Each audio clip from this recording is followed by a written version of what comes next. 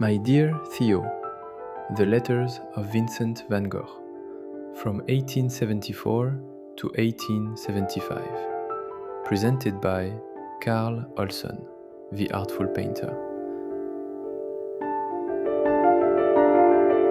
To Theo van Gogh, London, beginning of January 1874. My dear Theo, thanks for writing. I sincerely wish you a very happy new year. I know that things are going well for you in the office, because I heard as much from Mr. Tersteg. I saw from your letter that you have art in your blood, and that's a good thing, old chap. I'm glad you like Millet, Jacques, Schreyer, Lambinet, Franz Hals and so on, because, as Moff says, that's it.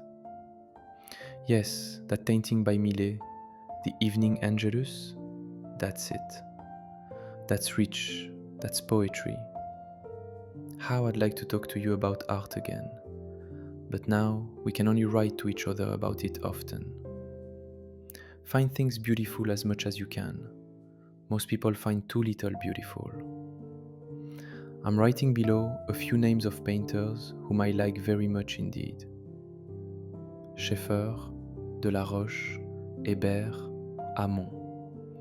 Leys, Tissot, Lagier, Botton, Millet, Theis-Maris, De Groux, de Braquelaire Junior. Millet, Jules, Breton, Feyen-Perrin, Eugène Feyen, Brion, Jundt, Georges Sale. Israels, Anker, Knaus, Vautier, Jourdan, Jalabert, Antignat, Comte Calix, Rochusson, Messonnier, Zamaqua, Madrazzo, Ziem, Boudin, Jérôme, Fromentin, de Tournemine, Pasini. Decamps, Bonington, Diaz, Thérousseau, Troyon, Dupré, Paul Huet, Corot, Schreyer, Jacques, Otto Weber, Daubigny, Valberg, Bernier, Émile Breton, Chénu, César de Cock, Mademoiselle Collard, Bodmer, Coucouc, Schelfhout, Weissenbruch, and last but not least, Maris and Mauve. But I could go on like this for I don't know how long, and then come all the old ones, and I'm sure I've left out some of the best new ones. Always continue walking a lot and loving nature, for that's the real way to learn to understand art better and better. Painters understand nature and love it, and teach us to see. And then, there are painters who make nothing but good things, who cannot make anything bad, just as there are ordinary people who cannot do anything that isn't good. Things are going well for me here. I have a wonderful home, and it's a great pleasure for me to observe London and the English way of life and the English themselves. And I also have nature and art and poetry. And if that isn't enough, what is? Yet I haven't forgotten Holland, and especially The Hague and Brabant. We are busy in the office. We are occupied with the inventory, which is, however, drawn up in 5 days. So we have it a little easier than you do in The Hague. I hope you had a nice Christmas, just as I did. Well, old chap, I wish you well and write to me soon. In this letter, I've written just what popped into my pen. I hope you'll be able to understand it. Adieu, regards to everyone in the office and anyone else who asks after me, particularly everyone at Aunt Fee's and the Hannebecks. Vincent. Herewith, a few words for Mr. Roos.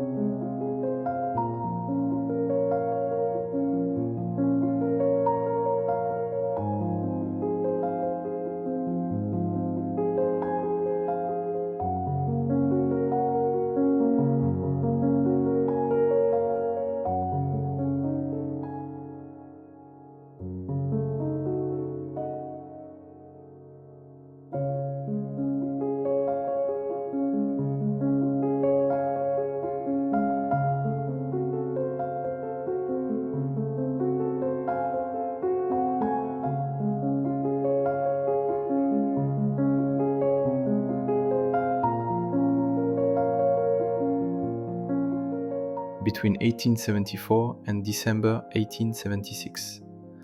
Probably sent to Theo van Gogh. Copy of the poem Soirée d'hiver by André Lemoine. A winter evening. At sunset, all the forest seems as though in contemplation. Clumps of russet oaks, small junipers, sparse holly bushes, and not a leaf does tremble in the light. The only sound, a bird, belated toiler, in the distant stand of ancient chestnut trees. Across the mighty peaceful woods we hear the yaffle, with his bill's staccato hammering. Strange bird, familiar to this man who passes by, in sunset's pure calm glimmering. 'Tis not an old man, feet dragging as he goes, his back bent low, drawn on weary legs. 'Tis is a rude fellow from the forest comes, laden with dead wood. His stride is long and firm, he's seen the sun, like a great orange in the sky, that yonder sinks into the grass and disappears. Cheerfully he goes, pondering in his inmost heart some source of happiness. Into the clear, cold sky rises a plume of smoke, a long, straight plume. His old mask, rugged and weather-worn, lights up. Night may have fallen by the time he gains that fold of ground where the horizon ends, but on his back he has a goodly beechwood fire to brighten every corner of the house.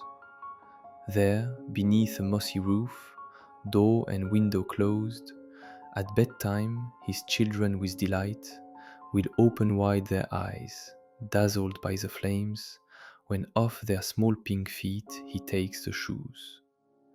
Et Lemoine.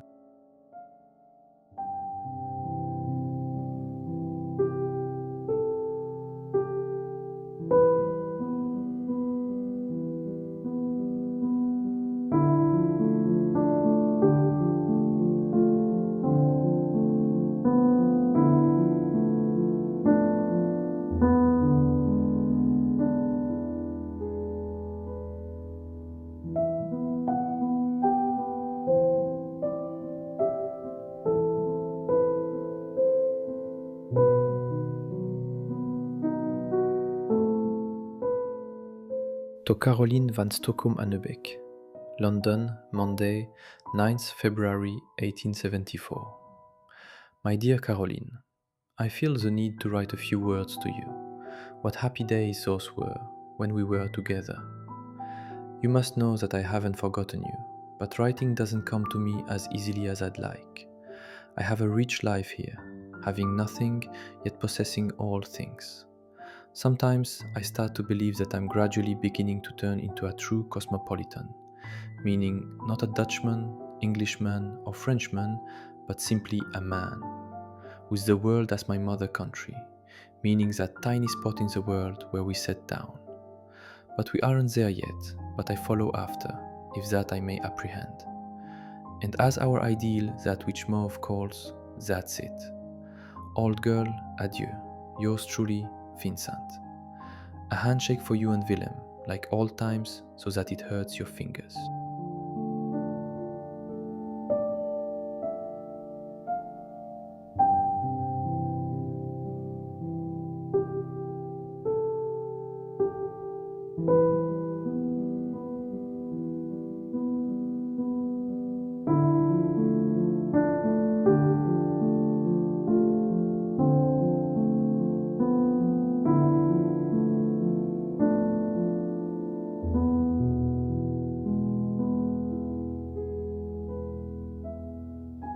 To Theo van Gogh, London, Friday, February 20th, 1874. My dear Theo, thanks for your letter. I don't need the book yet, but send it back anyway when you've had time to read it. I haven't read the book by Van Vleuten, but I'd like to have it sometime. I've read another book on art by VVL and didn't agree with him completely, and it was really quite scholarly. Burger is simpler, and everything he says is true. I'm glad you went to Amsterdam. Thank Uncle Carl when you see him for the brochure he sent me. I'm glad you're so happy at the ruses. As I already asked Anna Carbentus to tell you, you're completely right about putting the carrot. I also agree with you about BH, but beware of your heart, old chap. Have you seen Mr. Jacobson's collection yet? It's well worthwhile. He'll no doubt ask you to come and see it sometime. Give him my regards, as politely as you can, and tell him that I'm doing well here and I'm seeing a lot of beautiful things. I'm alright, I'm busy. Thank Willem for his letter and give my regards to everyone at the Ruses and Iteson, Jan and Pete, and anyone who asks after me. I wish you well, Vincent.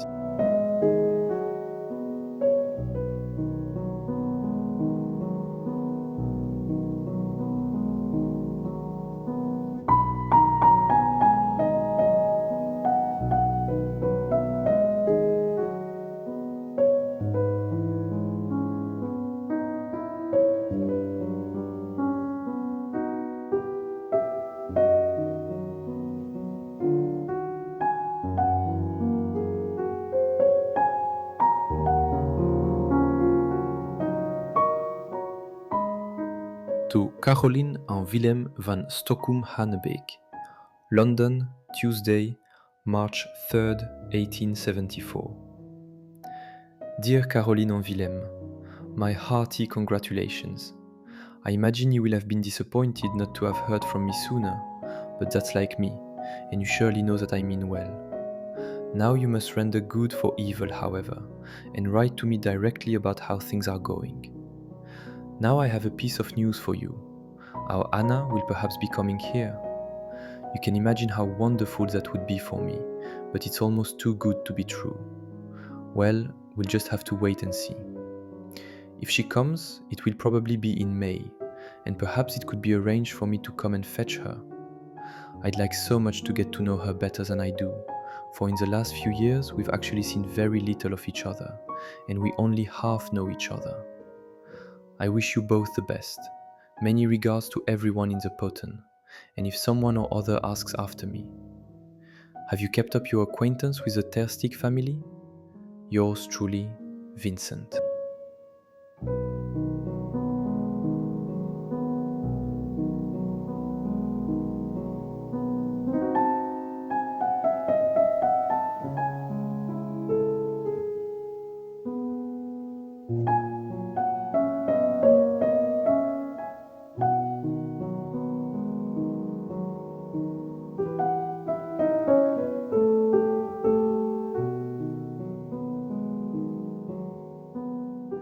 To Theo van Gogh, London, Monday, March 30th, 1874.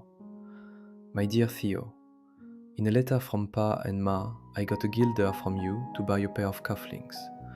Many thanks, old chap, but you shouldn't have done it. You need your money more than I do.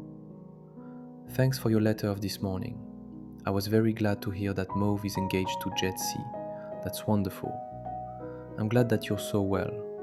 It's good that you've read the book by Berger. Read about art as much as possible, especially the Gazette des Beaux-Arts and so on. Above all, be sure to find out as much as possible about paintings. The apple that we have here now is very beautiful. Last year, he painted a similar subject, and I found it better and fresher than this one. I'm glad that you go to Uncle Cor's occasionally. You see things there that you never find at the gallery in The Hague. I'm also busy at present, and I'm glad of it, because that's what I need. Adieu, old chap. Keep your chin up, and I wish you well. Give my regards to Van Iterson. Vincent. As regards Anna, I haven't heard anything more.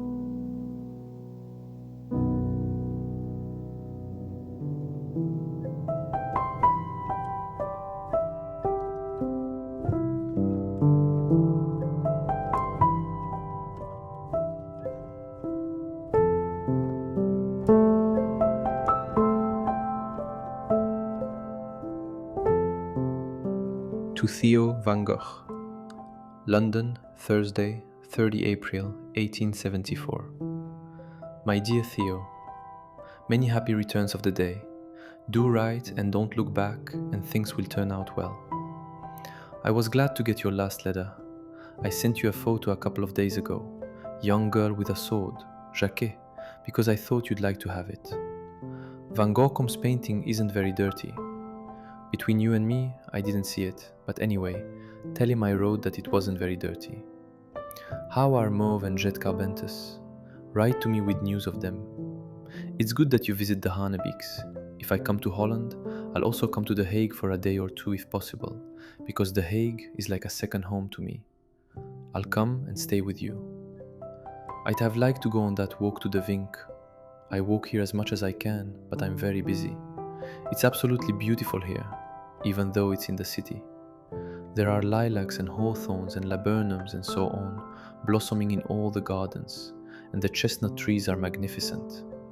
If one truly loves nature, one finds beauty everywhere. Yet I sometimes yearn so much for Holland, and especially Helvaart. I'm doing a lot of gardening and have sown sweet peas, poppies and reseda. Now we just have to wait and see what comes of it. I enjoy the walk from home to the office, and in the evening from the office back home. It takes about 3/4 of an hour. It's wonderful to be finished so early here. We close at 6 o'clock, and yet we work nonetheless because of it. Give my regards to everyone I know at the Ter Steegs, Hanebeeks and Carbentuses, and especially the Rooses. Also everyone at Uncle Pompey's, because they're going to Kampen, and Mr. Backhausen, etc. I wish you the best, Vincent. The apple trees and so on have blossomed beautifully here. It seems to me that everything is earlier here than in Holland. As soon as I know something more definite about my going home, I'll write to you directly. I fear, however, that it will be around 4 weeks or so before it can happen. Write soon.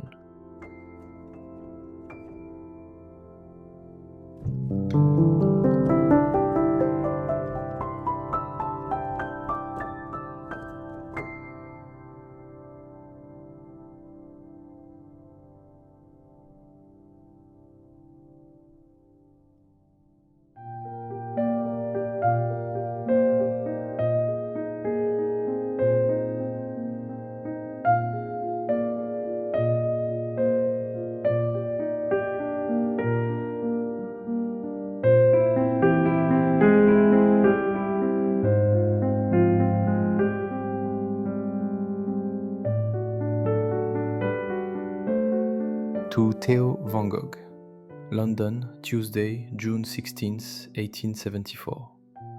My dear Theo, thanks for your letter.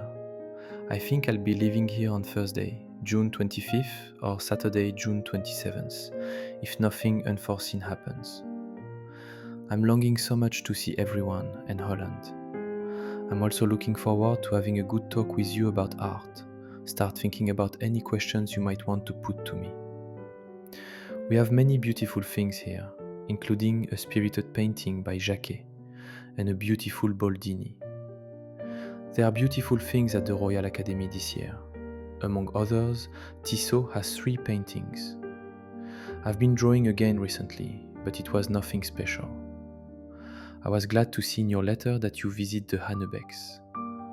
Adieu, goodbye for now, give my regards to all my friends.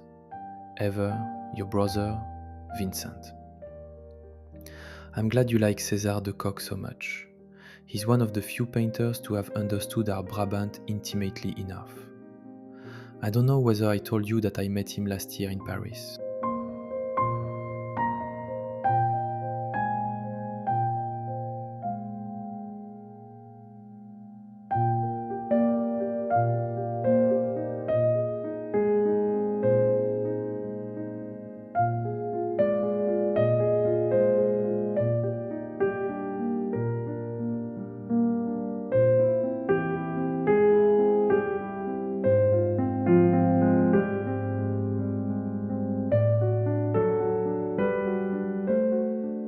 To Betsy Tersteg, Helvaart, Tuesday, July 7th, 1874.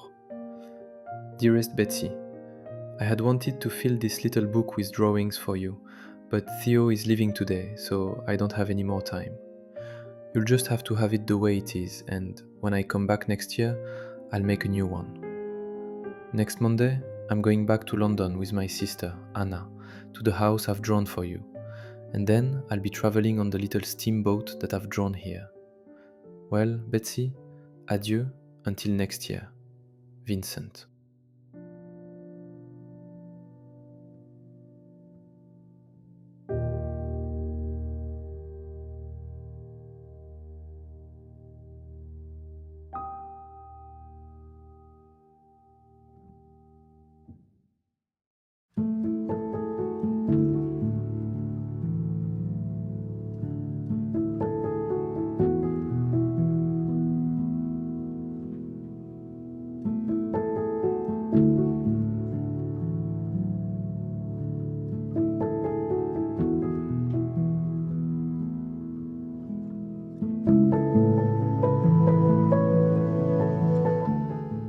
To Theo van Gogh. Elvoort, Friday, July 10th, 1874. My dear Theo, thanks for the information you got. We are now staying a day longer and will arrive in London on Wednesday morning.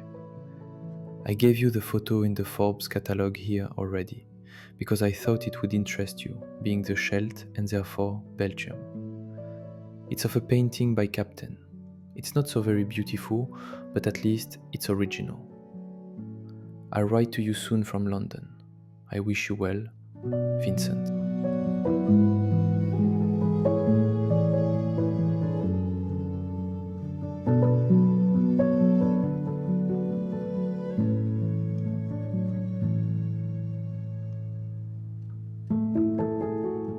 To Theo van Gogh. London, Tuesday, 21st July, 1874. My dear Theo, yesterday a crate was sent to The Hague in which I put a photo of a J. Maris and also the landlady's daughter, I promised, both of which I hope you'll hang up in your room. There's a photo in the same crate of a Thais Maris for Mr. Ter Steeg. Schuller at Paris sent me 6 copies of both, which I needed in order to give away. I can't spare another of the Thais Maris. Anna and I arrived in London safe and sound and will manage here somehow. I'm not saying that we'll find something quickly, but each day that she's here, she learns something, and in any case, I believe there's more chance of her finding something here than in Holland. It's wonderful for me to walk with her through the streets in the evening. I then find everything here just as beautiful as I did when I first arrived. I wish you well, old chap, and give my regards to the Rooses, Hanebecks and Carbentusses if you see any of them. I'm learning to swim. Write to me whether you've begun reading Michelet and what you think of it. That book was a revelation to me. Adieu, Vincent. Regards from Anna.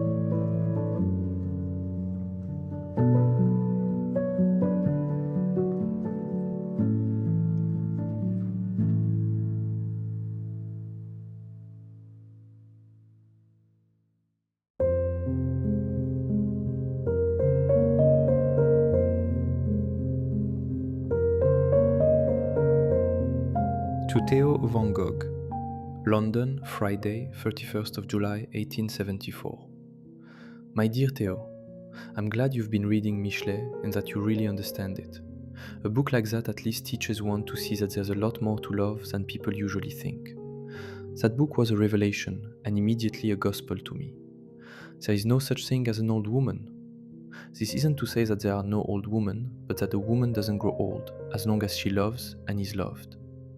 And then a chapter like The Longing for Autumn, how rich it is. That a woman is a completely different being from a man, and a being that we do not yet know, or at least only very superficially, as you say. Yes, that I certainly believe. And that a woman and a man can become one, that is, one whole and not two halves, that I believe too. Anna is managing well, we go on wonderful walks together. It's so beautiful here, if only one has a good and a single eye, without many beams in it. But if one has that, then it's beautiful everywhere. Pa isn't at all better, even though he and Ma say he is. Yesterday we received a letter with all kinds of plans, whether we shouldn't try this and that, which would be unfeasible and certainly useless. And at the end, Pa said yet again that he'd leave it all to us, and so on and so on. Rather feeble and disagreeable, Theo, and it reminded me so much of grandfather's letters, but what can be done about it? Our dear aunts are staying now, and are certainly doing a lot of good. Things are as they are, and what is a body to do about it, as young Joachim said. Anna and I look at the newspaper faithfully every day and answer the advertisements if there are any. Moreover, we've already registered with a governess agency, so we're doing what we can. More haste, less speed. It's good that you go to the Hannebeek so often. Give everyone there my warm regards and give them some news of me. That painting by Thijs Maris that Mr. Ter Steeg bought must be beautiful. I've already heard about it, and I myself have already bought and sold one completely in the same genre. My passion for drawing has again vanished here in England, but maybe inspiration will strike again one day. I'm reading a lot again. We'll probably be moving on January 1st, 1875 to another, larger gallery. Mr. Aubach is in Paris at the moment, deciding whether or not we'll take over that gallery. Don't mention this to anyone for the time being. I wish you well. Write to us again soon. Anna takes quite some pleasure in paintings and has rather a good eye. She already finds Boughton, Maris and Jacquet beautiful, for example, so that's a start. Between you and me, I think we'll have trouble finding something for her. Everywhere they say she's too young and they require German as well. But at any rate, she certainly has more of a chance here than in Holland. Adieu, Vincent. You can imagine how wonderful it is for me to be here with Anna. Tell Mr. T that the paintings arrived in good order and that I'll write to him soon.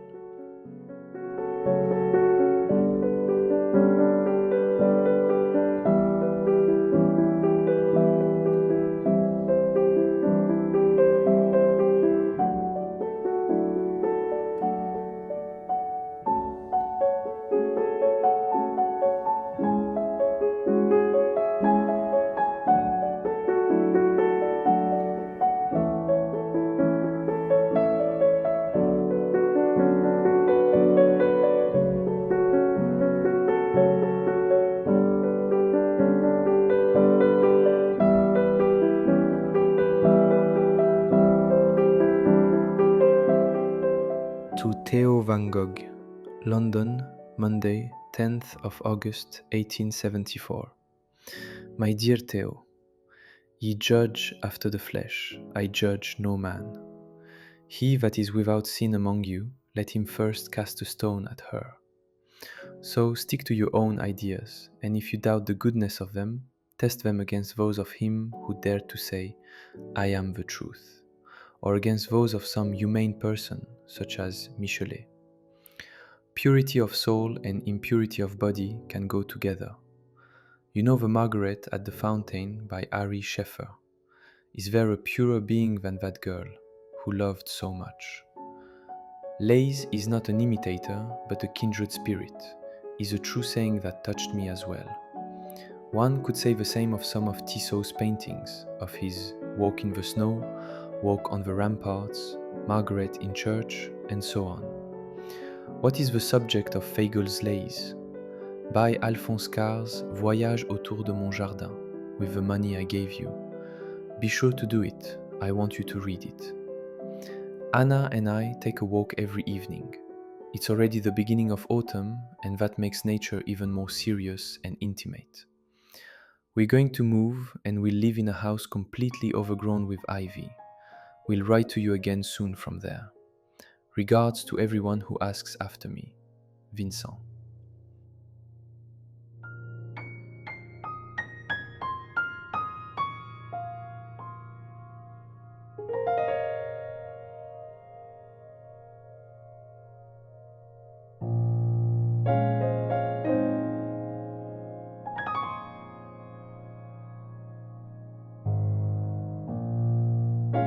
Copied poems, H.W. Longfellow, Afternoon in February, and Dante Gabriel Rossetti, Three Kings' Daughters Fair.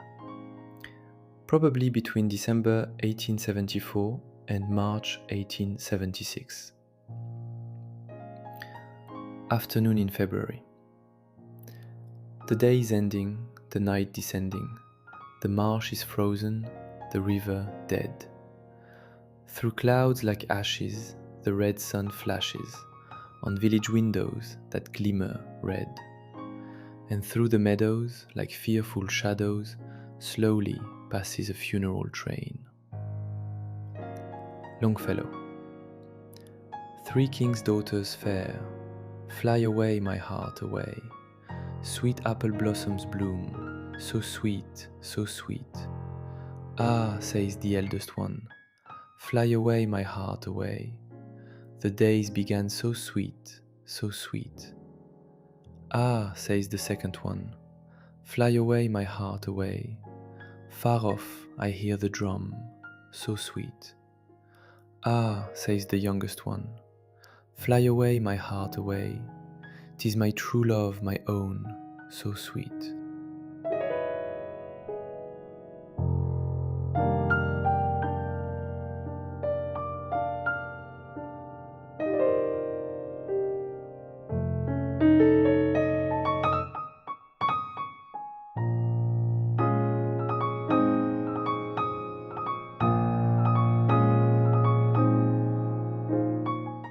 Note to Theo van Gogh.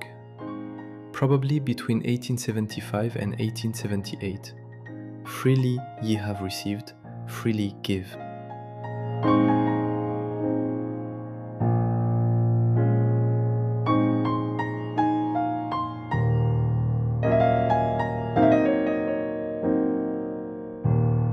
To Theo van Gogh.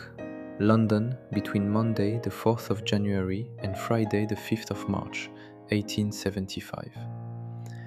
My dear Theo, I filled your little book and I believe it's turned out well. Send me The Cliff by Jules Breton when you get the chance. Our gallery is now finished and it's beautiful. We have many beautiful things at the moment. Jules Dupré, Michel, Daubigny, Maris, Israel, Mauve, Bishop, and so on. We're going to hold an exhibition in April. Mr. Bousseau has promised to send us the best that can be had. Malaria by Hébert, The Cliff by G. Breton, and so on. I'd like so much to have you here. We must make sure that it happens sometime. I'd like so much to show you my room and so on. There's a beautiful exhibition of old art here, including a large Descent from the Cross by Rembrandt, 5 large figures at twilight. You can imagine the sentiment. 5 Ruysdael, 1 Frans Hal, Van Dyck. A landscape with figures by Rubens, a landscape, An Autumn Evening by Titian. 2 portraits by Tintoretto and beautiful old English art, Reynolds, Romney and Old Chrome. Landscape magnificent. Adieu, I'll send your little book at the first opportunity. Write to me soon. Vincent.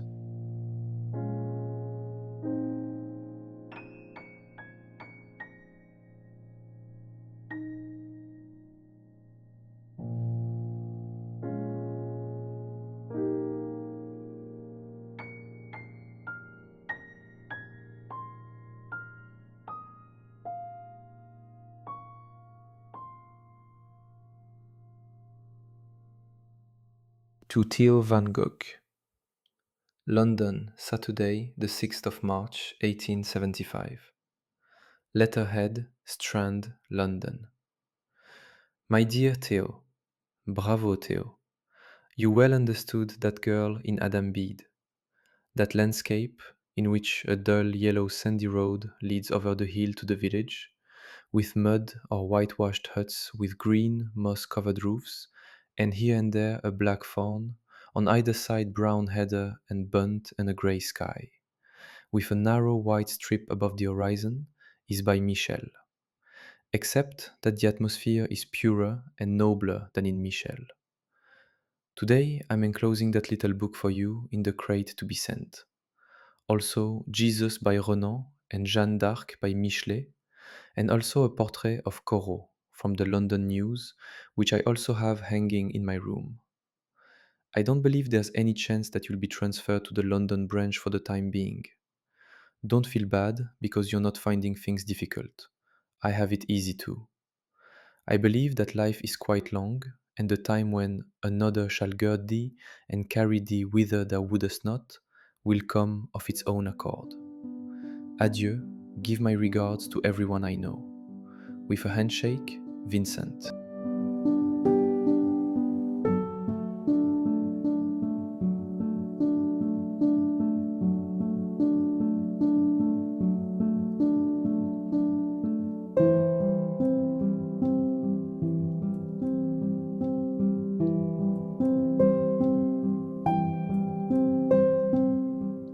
To Theo van Gogh, London, Tuesday, the 6th of April, 1875.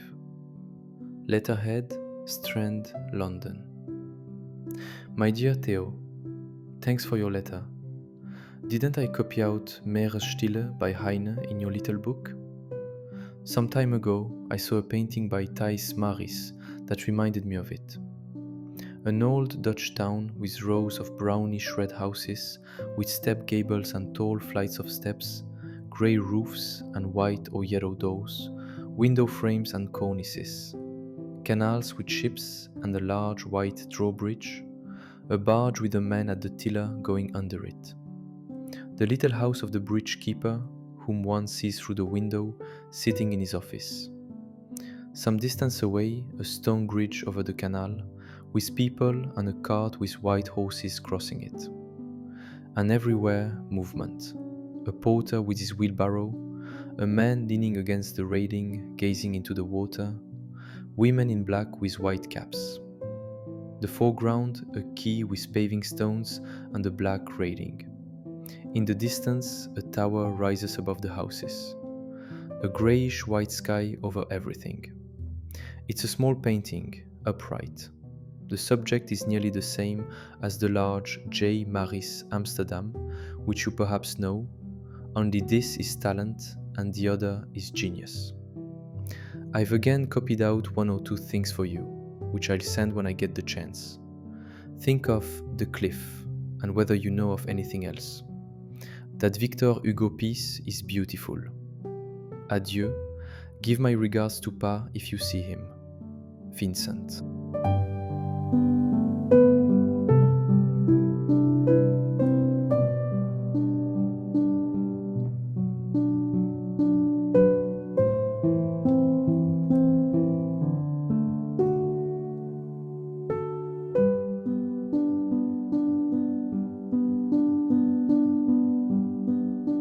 To Theo van Gogh, London, between Tuesday 13 and Sunday 18 April 1875. My dear Theo, I'm sending you herewith a small drawing.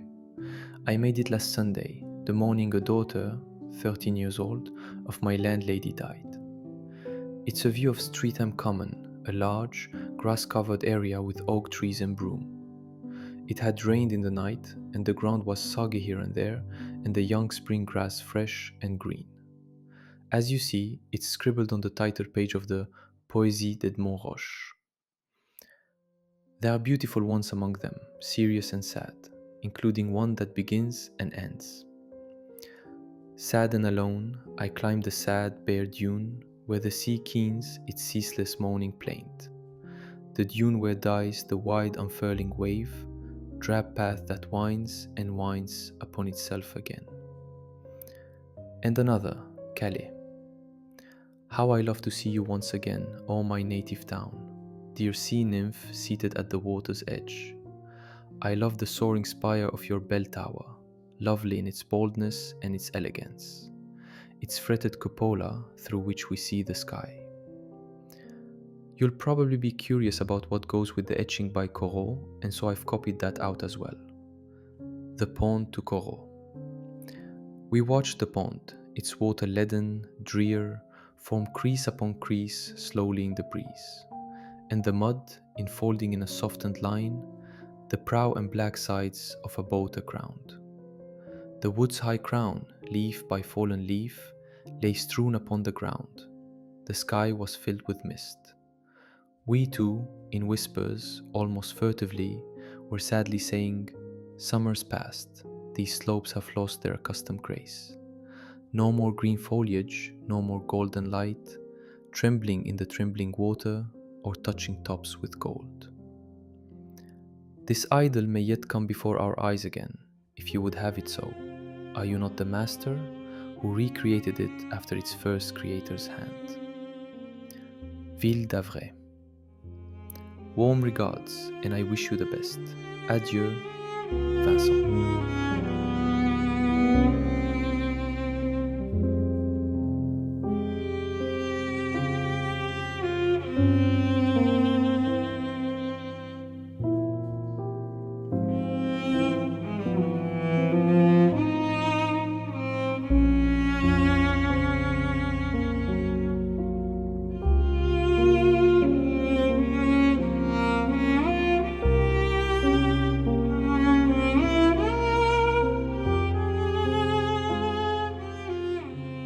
page is sent to Theo with a story addressed to several writers and sundry quotations. Between May and June 1875, to Mr. Jules Breton at Courrières. It was about 25 years ago that a man from Granville left for England. After his father's death, his brothers fell out over the inheritance and attempted above all to deprive him, in particular, of his share. Tired of quarreling, he gave up his share to them and left as a poor man for London, where he obtained a post as a French teacher in a school. He was 30 when he married an English woman, a good deal younger than himself. He had one child, a daughter. After he had been married for 7 or 8 years, his chest complaint became worse. One of his friends then asked him if he still had any wish, to which he replied that before he died, he would like to see his own country again. His friend paid his traveling expenses, and so he left for Granville, deathly ill, with his wife and his 6-year-old daughter. There, he rented a room from some poor people living near the sea. In the evening, he would have himself carried to the shore and would watch the sun setting in the sea. One evening, seeing that he was close to death, the people advised his wife that it was time to send for the priest, so that he could give the sick man the last rites. His wife, who was Protestant, objected, but he said, "Let them." And so the priest arrived, and the sick man made his confession before all the household. Then all those present wept, hearing of this just and pure life. Afterwards, he wished to be left alone with his wife, and when they were alone, he kissed her and said, "I have loved you." And then he died. He loved France, Brittany especially, and nature, and he saw God in it. For that reason, you should mourn him as a brother. In many respects, he was your brother. That is why I am telling you about the life of this stranger on the earth, who nevertheless was one of its true citizens. Farewell, sir. Think of him sometimes. I wrote the same letter to Alphonse Carr in Nice, only instead of what follows, I put, "I believed I ought to tell you this, you, my friend, the author of Voyage autour de mon jardin and of Clovis Gosselin, you who loved the poor lady who was with you on the boat from Lyon, you who love Normandy's cottages, surrounded by apple trees in blossom. To Émile Souvestre. And you, too, love Brittany and the last Breton. That is why I am telling you about the life of this stranger on the earth, who nevertheless was one of its true citizens. I loved that unusual and slightly sad town, Granville, which lives on deep-sea fishing of the most dangerous kind. The family knows that it is fed from the hazards of that lottery of man's life and death. That adds overall a serious note to the wild character of that coast. I have many times savored the melancholy of evening, either when walking down to the already darkened beach, or when from the top of the town that crowns the rock, I could see the sun going down on the slightly misty horizon. Its huge globe, often strongly marked by black and red stripes, would sink without stopping to create fantasies in the sky, landscapes in light, which often enliven the view elsewhere. In August, it was already autumn. There was scarcely any dusk. No sooner had the sun set than the wind would grow chill, the waves would run fast, green and dark. There was little to be seen but a few shadowy women in their black capes, lined with white. The sheep straggling on the poor pastures of the slopes that overhang the beach from 80 or 100 feet would make it sad with their plaintive bleating. Michelet, la mère, and Naomi's husband died, and she remained. And Ruth said, "Entreat me not to leave thee, in order to take myself from thee, for whither thou goest, I will go, and where thou lodgest, I will lodge. Thy people shall be my people, and thy God my God. Where thou diest, will I die, and there will I be buried.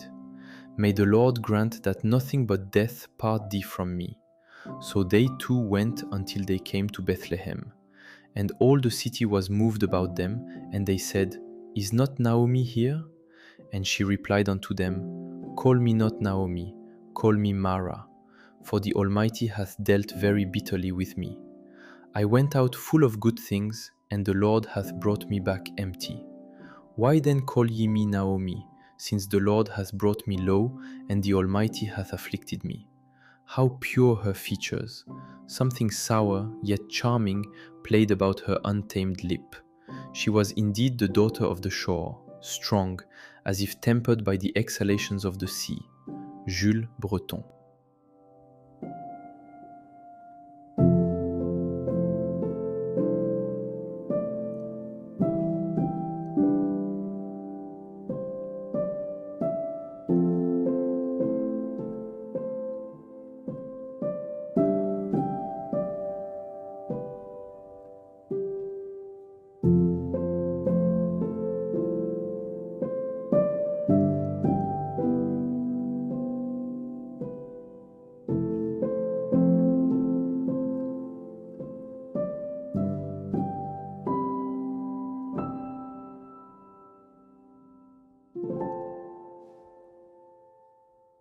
To Theo van Gogh.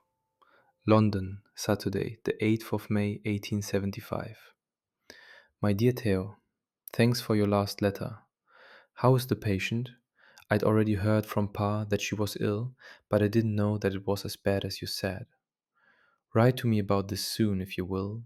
Yes, old boy, what shall we say? C.M. and Mr. Testich were here and left again last Saturday.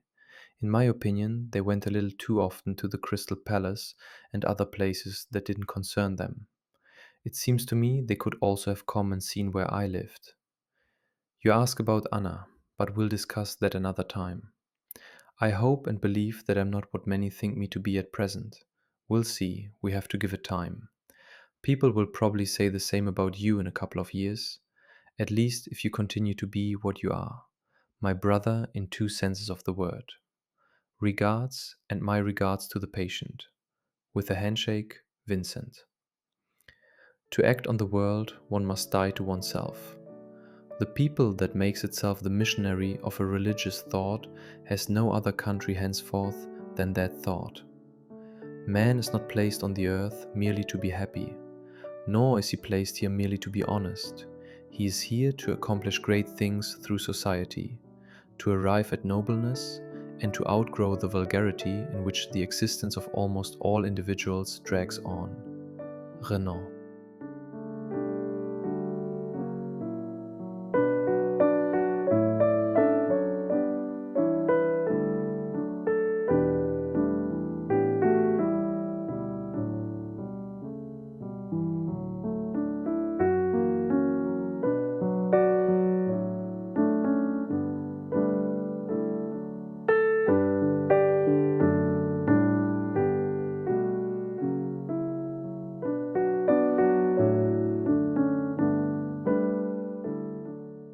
To Theo van Gogh.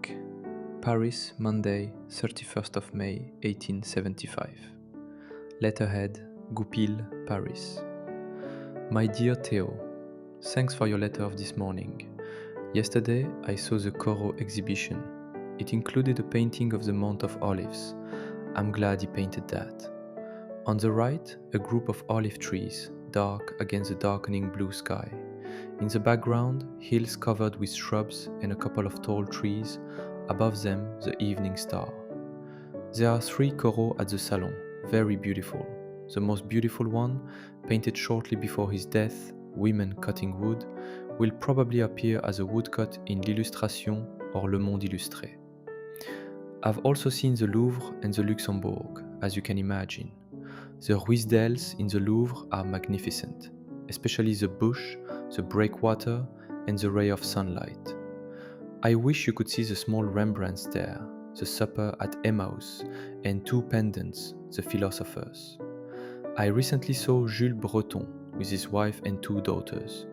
Physically, he reminded me of J. Maris, though he has dark hair. When I have the chance, I'll send you a book of his, Les Champs et la Mer, which contains all his poems. He has a beautiful painting at the Salon, the Feast of St. John, peasant girls dancing on a summer evening round the St. John's bonfire. In the background, the village with its church and the moon above it.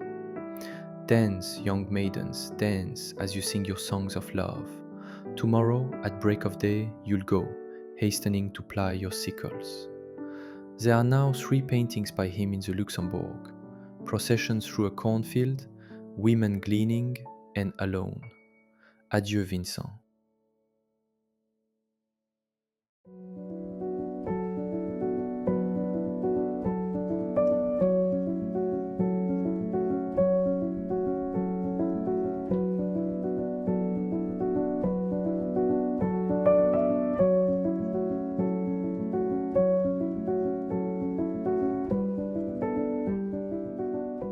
To Theo van Gogh, Paris, Saturday, June 19th, 1875. Letterhead, Goupil, Paris. My dear Theo, I had hoped to see her again before she died, and that didn't happen. Man proposes and God disposes. In the first crate we sent to Holland, you'll find a photo of that painting by P. de Champagne, of which Michelet said, "She stayed with me for 30 years, coming back to me incessantly." Also an etching by Daubigny after Huysdel's Bush, a lithograph after Corot's Sunset, a lithograph by Bodmer, Fontainebleau in the Autumn, and 2 Jacques etchings. Adieu, Vincent. I don't know how long I'll be staying here, but before I return to London, I hope to go to Helvoort. I hope you'll be there too. I'll pay for the journey. You certainly won't forget her and her death, but keep it to yourself. This is one of those things that, little by little, makes us sorrowful, yet always rejoicing, and that we must become.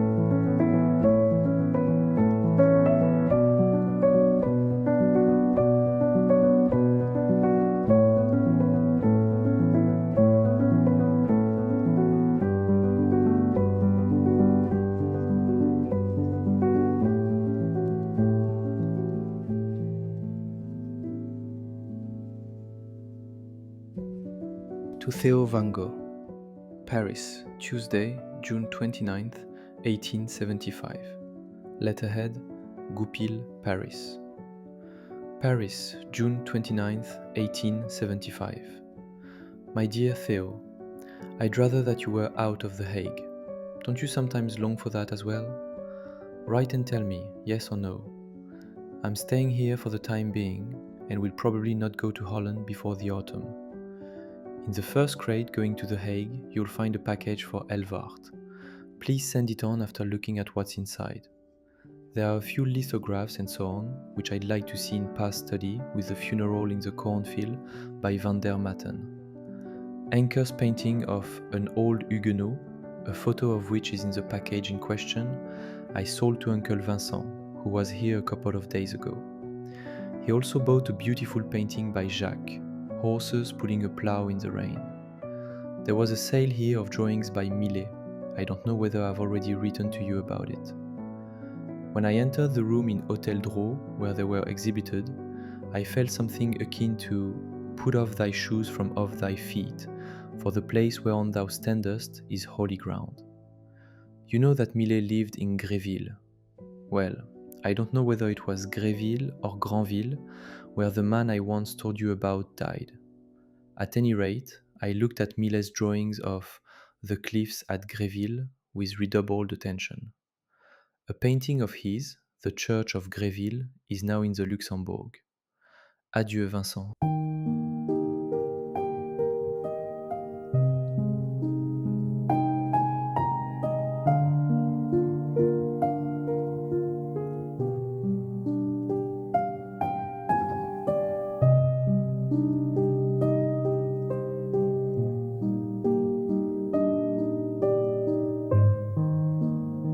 To Theo van Gogh, Paris, Tuesday, June 6th, 1875. Letterhead, Goupil, Paris. Paris, June 6th, 1875. My dear Theo, thanks for writing. Yes, old boy, I thought so. You must write and tell me sometime how your English is. Have you done anything about it? If not, it's not such a great disaster. I've rented a small room in Montmartre, which you'd like. It's small, but overlooks a little garden full of ivy and Virginia creeper. I want to tell you which prints I have on the wall. Ruysdael, the Bush Ditto, Bleaching Fields, Rembrandt, reading the Bible, a large old Dutch room, in the evening a candle on the table, in which a young mother sits beside her child's cradle reading the Bible. An old woman listens. It's something that recalls, "Verily I say unto you, for where 2 or 3 are gathered together in my name, there am I in the midst of them." It's an old copper engraving, as large as the bush, superb. Pie de Champagne, Portrait of a Lady, Corot. Evening Ditto Ditto, Bodmer, Fontainebleau. Bonington, A Road. Troyon, Morning. Jules Dupré, Evening, Resting Place. Maris Washerwoman, Ditto. A Baptism, Millet, The 4 Times of the Day, Woodcuts, 4 prints. Van der Maten, Funeral in the Cornfield. Daubigny, Dawn, Cock Crowing. Charlet, Hospitality. Farmhouse surrounded by fir trees, winter scene with snow. A peasant and a soldier before a door. Aide frère, Seamstresses, Ditto. A cooper. Well, old boy, keep well, you know it, long-suffering and meek, as much as possible. Let us remain good friends. Adieu, Vincent.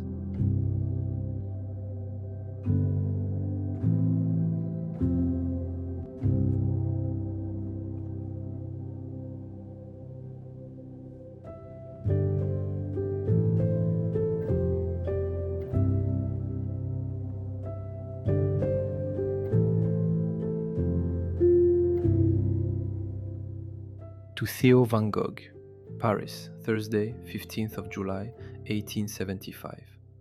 Letterhead, Goupil, Paris. Paris, 15th of July, 1875. My dear Theo, Uncle Vincent was here again. We were together quite a lot and talked about one thing and another. I asked him whether he thought there would be an opportunity to get you here into the Paris branch. At first he wouldn't hear of it and said it was much better that you stay in The Hague. But I kept insisting, and you can be sure that he'll bear it in mind. When he comes to The Hague, he'll probably talk to you. Stay calm and let him have his say. It won't do you any harm, and later on, you'll probably need him now and again. You shouldn't talk about me if it's not the right moment. He's terribly clever. When I was here last winter, one of the things he said to me was, "Perhaps I know nothing of supernatural things, but of natural things I know everything."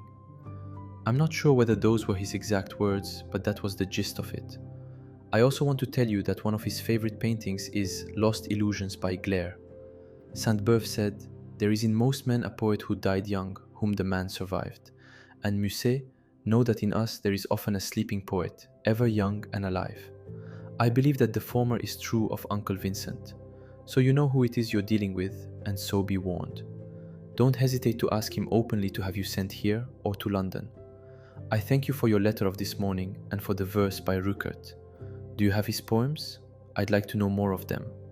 When there's an opportunity, I'll send you a French Bible and L'Imitation de Jésus Christ. This was probably the favorite book of that woman whom Pie de Champagne painted. In the Louvre, there's a portrait, also by Pie de Cie, of her daughter, a nun. She has L'Imitation lying on a chair next to her. Pa once wrote to me, "You know that the same lips that uttered 'Be harmless as doves' also immediately added 'and wise as serpents.' You should bear 1 verse 3 that in mind as well, and believe me to be ever your loving brother Vincent." Do you have the photos of the Meissonier in the gallery? Look at them often. He painted men. You may well know the smoker at the window and the young man having lunch.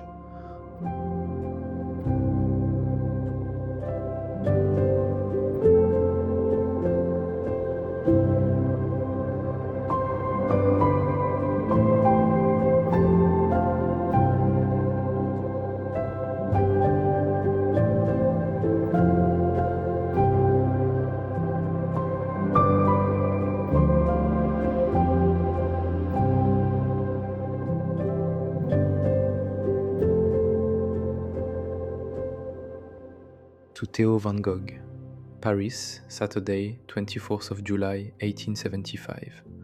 Letterhead, Goupil, Paris. My dear Theo, a couple of days ago, we got a painting by Denitis, a view of London on a rainy day, Westminster Bridge and the Houses of Parliament.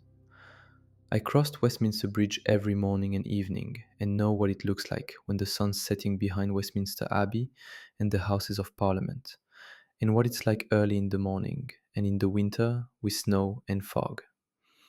When I saw this painting, I felt how much I love London, yet I believe it's good for me to be away from it. This in answer to your question. I certainly don't think that you'll be going to London. Thanks for Aus der Jugendzeit and Mitternacht bei Rückert. It's poignantly beautiful. The latter made me think of La Nuit de Décembre by Musset. I wish I could send it to you, but don't have it. Yesterday we sent a crate to The Hague. What I had promised you was in it. I hear that Anna and Lise are at home. I'd like to see them again. I wish you the very best and write again soon. With a handshake, your loving brother, Vincent.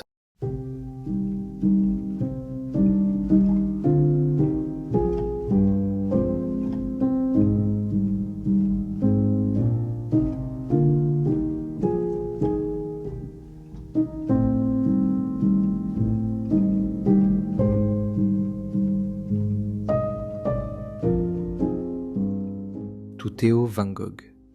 Paris, Friday, 13th August 1875.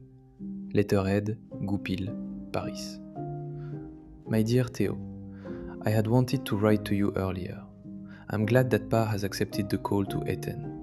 Under the circumstances, I also think it's good that Wilmin is going along with Anna. I'd also have liked to be with all of you that Sunday at Helvart. Have I already told you that I was with Soak and his family at Ville d'Avray that day? I was surprised to find 3 paintings by Corot in the church there. On Sunday last and Sunday a fortnight ago, I went to Mr. Mercier's church and heard him speak on all things work together for good to them that love God.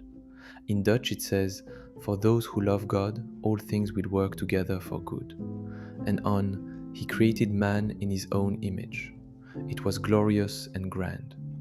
You should also go to church every Sunday if you can, even if it isn't so very beautiful. One or to do that, you won't regret it. Have you ever been to hear the Reverend Zubli? In the list of what I have hanging in my room, I forgot.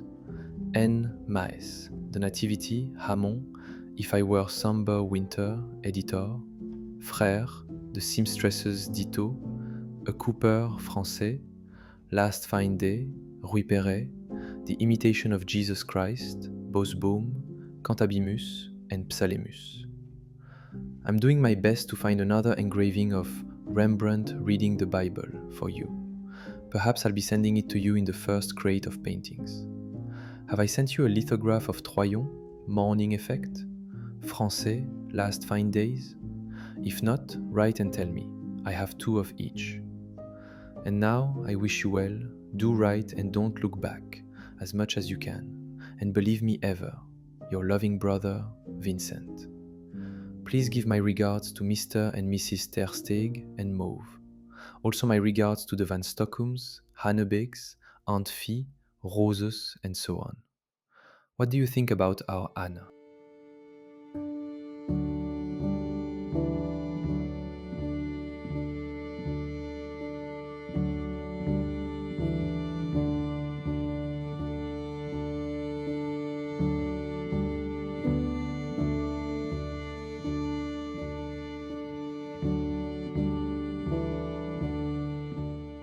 To Theo van Gogh. Paris, between Monday 16th August and Wednesday 1st September 1875. Letterhead, Goupil, Paris. My dear Theo, thanks for your last letter and for the poem by Rückert. On Sunday, I went again to Mr. Bercier. His sermon was based on the text, It is not lawful for thee. He concluded with, Happy are they for whom life has all its thorns. Here are some words which I know Uncle Vincent is very fond of. Rejoice, young man, in thy youth, and let thy heart cheer thee in the days of thy youth, and walk in the ways of thine heart and in the sight of thine eyes. But know thou that for all these things God will bring thee into judgment. Remove sorrow from thy heart and put away evil from thy flesh, for childhood and youth are vanity. Remember now thy Creator in the days of thy youth, while the evil days come not, nor the years draw nigh, when thou shalt say, I have no pleasure in them. Yet I find even more beautiful, fear God and keep his commandments, for this is the whole duty of man. And thy will be done, and lead us not into temptation, but deliver us from evil. Herewith a note for Mr. Tersteeg, asking him if he would frame 2 engravings, Good Friday and Saint Augustine, which you'll find in the next crate. And will you please be so kind as to send them to Helvoort around 10th of September? I'd really like them to be from both of us, so that you pay 2 guilders 50 cents towards the frames. I told Mr. Tersteeg that you'd write and tell me what they cost, and then I'd send him the money. You can give me the 2 guilders 50 cents when we see each other. That probably won't be before Christmas. I believe it's better not to ask for any time off before then. This evening I'm going to dine with Mr. Hamann. Adieu, write again soon, and believe me. Your loving brother, Vincent.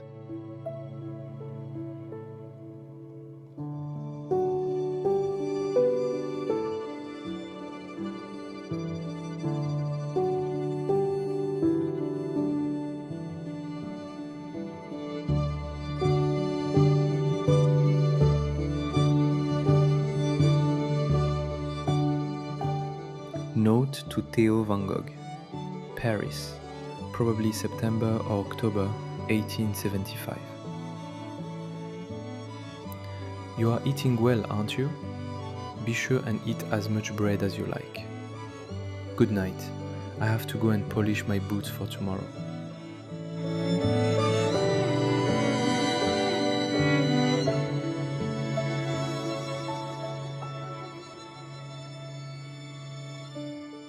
To Theo van Gogh, Paris, Thursday, September 2nd, 1875.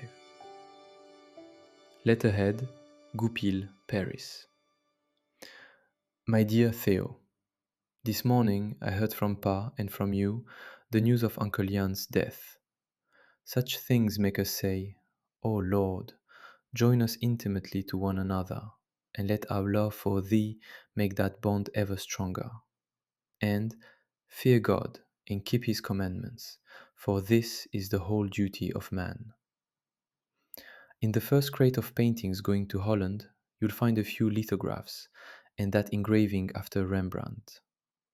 The 2 lithographs after Bonington will no doubt be to your liking. At the same time, I'm sending a couple of photos for Pa of pictures by Jules Breton and Corot. I'll write for Helvoort on the back. I've never heard of the painter Pinas you write about. I'm eager to see the painting in question. Nor do I know that lithograph after Diaz, a monk. Last Sunday I was in the Louvre. On Sunday I often go either there or to the Luxembourg. I wish you could see the Van Ostade, his own family, himself, his wife and, I believe, 8 children, all in black. The wife and girls with white caps and neckerchiefs, in a stately old Dutch room with a large fireplace, oak wainscoting and ceiling, and whitewashed walls with paintings in black frames. In the corner of the room, a large bed with blue curtains and blanket. Rembrandt's Supper at Emmaus, of which I wrote, has been engraved. Messrs. G & Co. will publish the engraving in the autumn. Do you ever visit Borchers? It seems to me that his mother is a distinguished lady. Go out often if you can. I mean, of course, to visit Caroline van Stockham, the Carbentuses, Hanebeeks, Borchers, and so on. Not to Crafts or Mardas, you understand? Or it would have to be because you couldn't do otherwise. Just once or twice can do no harm. How are things at the gallery? I know all about how it can be sometimes, but anyway, do whatever your hand finds to do. And I wish you the very best, and write again soon. Ever, your loving brother, Vincent. Herewith a note for Borchers. Regards to everyone at the Rooses and to all who ask after me. B tells me that Weyhuizen died. I didn't know. Were you there?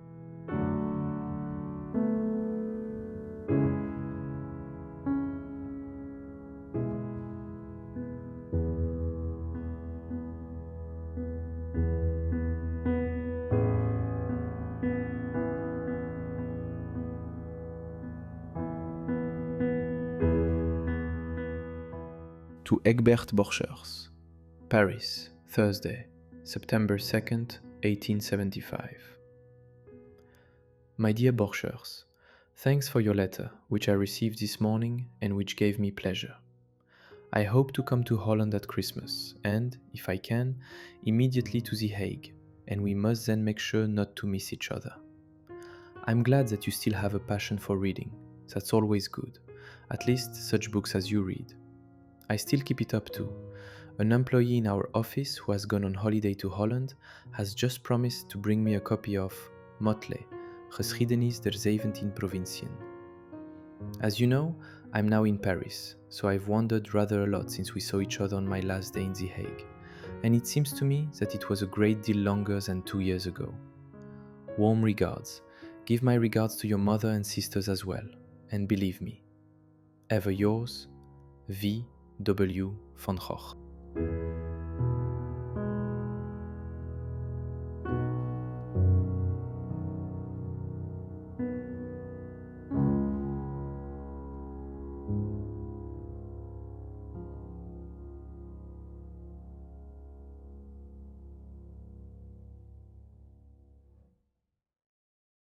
To Theo van Gogh, Paris, Saturday, the 4th of September, 1875. My dear Theo, I'm sending you herewith my letter for Ma's birthday. Please enclose it with yours. I've bought a book about Michel, with etchings after his paintings. I'll send it to you as soon as I've finished it. Michel, though, isn't nearly so beautiful as that landscape described in that passage in Adam Bede, which we both found so moving. Bonington, too, almost painted it, and yet that isn't it either. When you finish the book, I'd like to ask you to give it in my name to Uncle Cor to read, when you have the opportunity, of course, though I'm giving it to you. I see the paintings themselves, so naturally you can have the description and etchings after them. My regards to the Hannebiks, Carbentuses, Van Stockums, Mauve, Rousses, and so on, if the occasion presents itself. I wish you the very best. Ever your loving brother, Vincent. Give the book on Michel to Mr. Terstig to read too.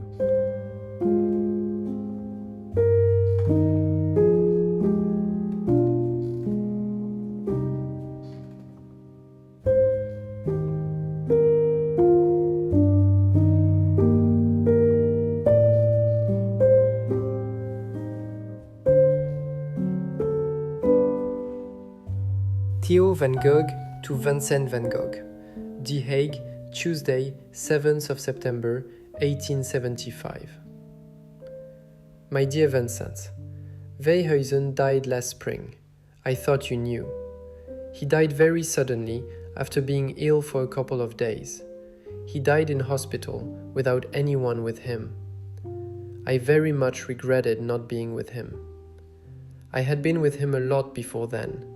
He had read the book by Michelet, L'Amour, and had talked a lot about it with me.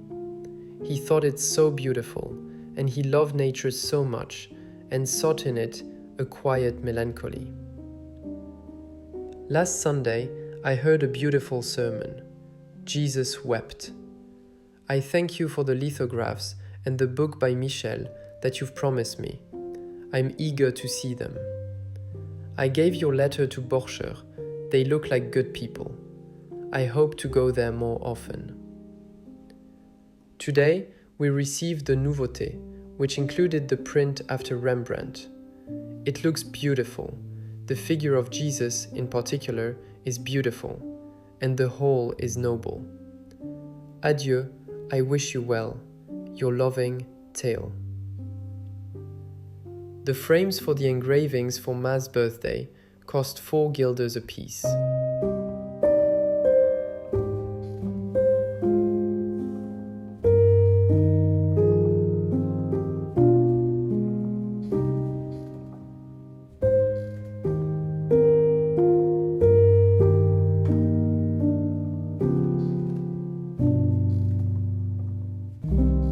To Theo van Gogh, Paris, on or about Thursday, September 9th, 1875. My dear Theo, you hadn't expected to get this letter back again, had you? No, old boy, this isn't the path to follow. The death of Weyhausen is certainly sad, but sad in a different way than you say. Keep your eyes open and try to become strong and resolute. Was that book by Michelet really meant for him? Actually, I'd like to suggest something to you, Theo, which will perhaps amaze you. Read no more Michelet or any other book, except the Bible, until we've seen each other again at Christmas. And do what I told you. Go often in the evenings to the Van Stockums, Borchers, and so on. I believe you won't regret it. You'll feel much freer as soon as you've started this regimen. Be careful with the words I underlined in your letter. There is quiet melancholy, certainly, thank God, but I don't know if we're allowed to feel it yet. You see, I say we. I know more than you. Pa wrote to me recently. Melancholy does not hurt, but makes us see things with a holier eye. That is true quiet melancholy, fine gold, but we aren't that far yet, not by a long way. Let us hope and pray that we may come so far, and believe me, ever your loving brother, Vincent. I am already a little bit further than you, and already see, alas, that the expression childhood and youth are vanity are almost completely true. So remain steadfast, old chap. I heartily shake your hand.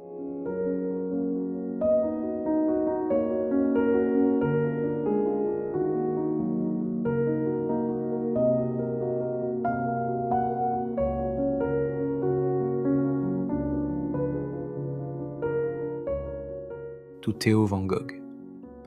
Paris, Sunday, September 12, 1875. My dear Theo, wings, wings above life, wings over the grave and death. That's what we need, and I'm beginning to see that we can acquire them. Doesn't Pa have them, for instance? And you know how he got them, through prayer and the fruits thereof, patience and faith, and through the Bible, which was a light unto his path and a lamp unto his feet. This afternoon I heard a beautiful sermon on Forget That Which Is Behind You, part of which was Have more hope than remembrances. What there was of seriousness and blessings in your past life is not lost. Do not reflect on it any longer.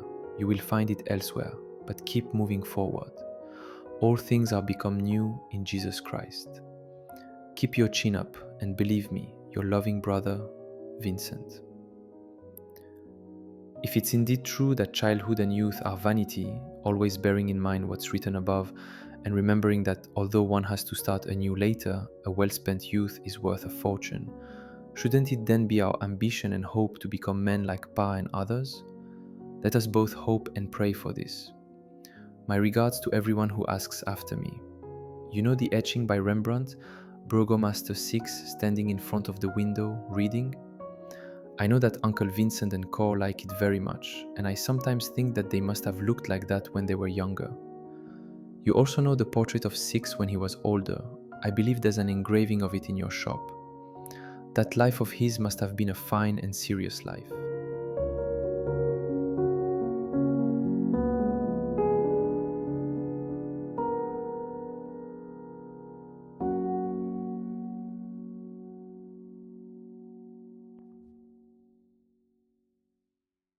To Theo van Gogh.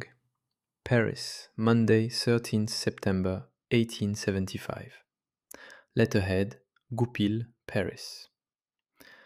My dear Theo, the photographs of the J. Breton and the Corot are for Elvoort. The rest are for you. Send on the Elwart ones when you have the opportunity, but I'll do my best to get another copy of the Rembrandt, so perhaps it would be better to delay sending them until I've sent you that one as well. You'll have received my letter of yesterday by now. Warm regards, Vincent.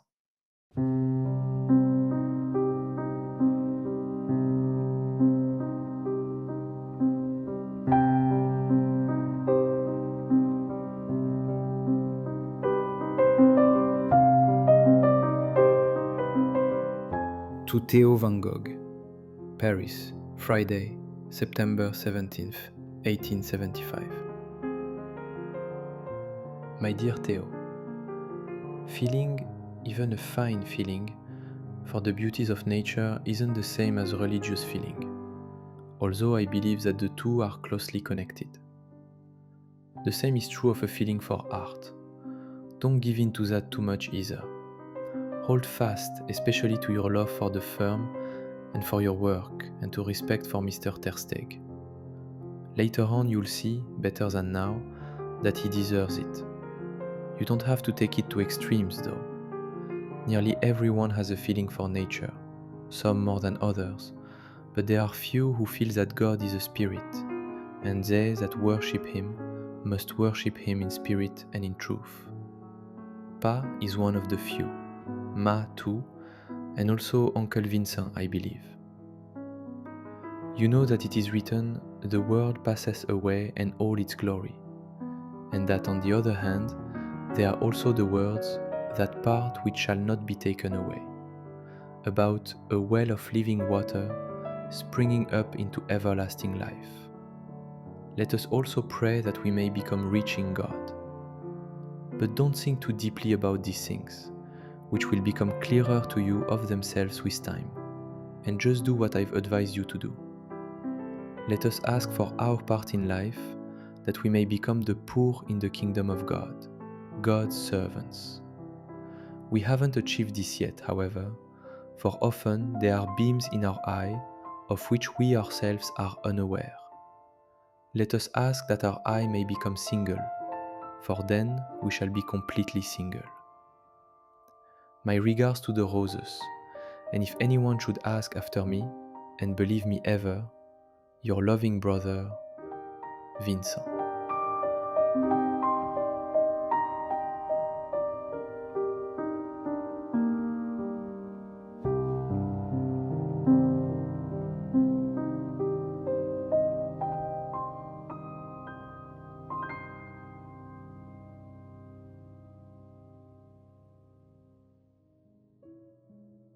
To Theo van Gogh, Paris, Saturday, 25th of September, 1875. Letterhead, Goupil, Paris. My dear Theo, the way is narrow, so we must be careful. You know how others have arrived where we wish to go. Let us take that simple path as well. Ora elabora. Let us do our daily work, whatever the hand finds to do, with all our might. And let us believe that God will give good gifts, a part that shall not be taken away, to those who pray to him for it. And let us trust in God with all our heart, and lean not unto our own understanding, God's will and not ours.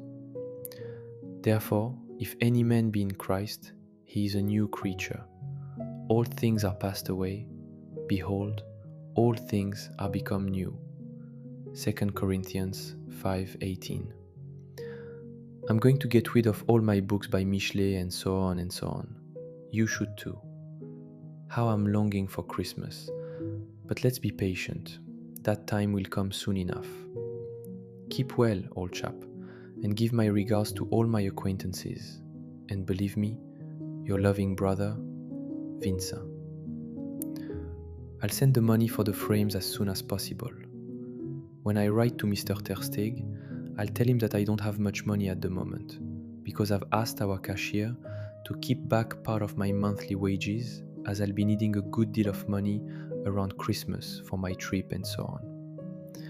I hope though that it won't be so very long before I can send it. If I were you, I wouldn't go to Borchers all that often. Don't you find these words beautiful? 1 Corinthians 2, 4 and 5. For I determined not to know anything among you, save Jesus Christ and Him crucified.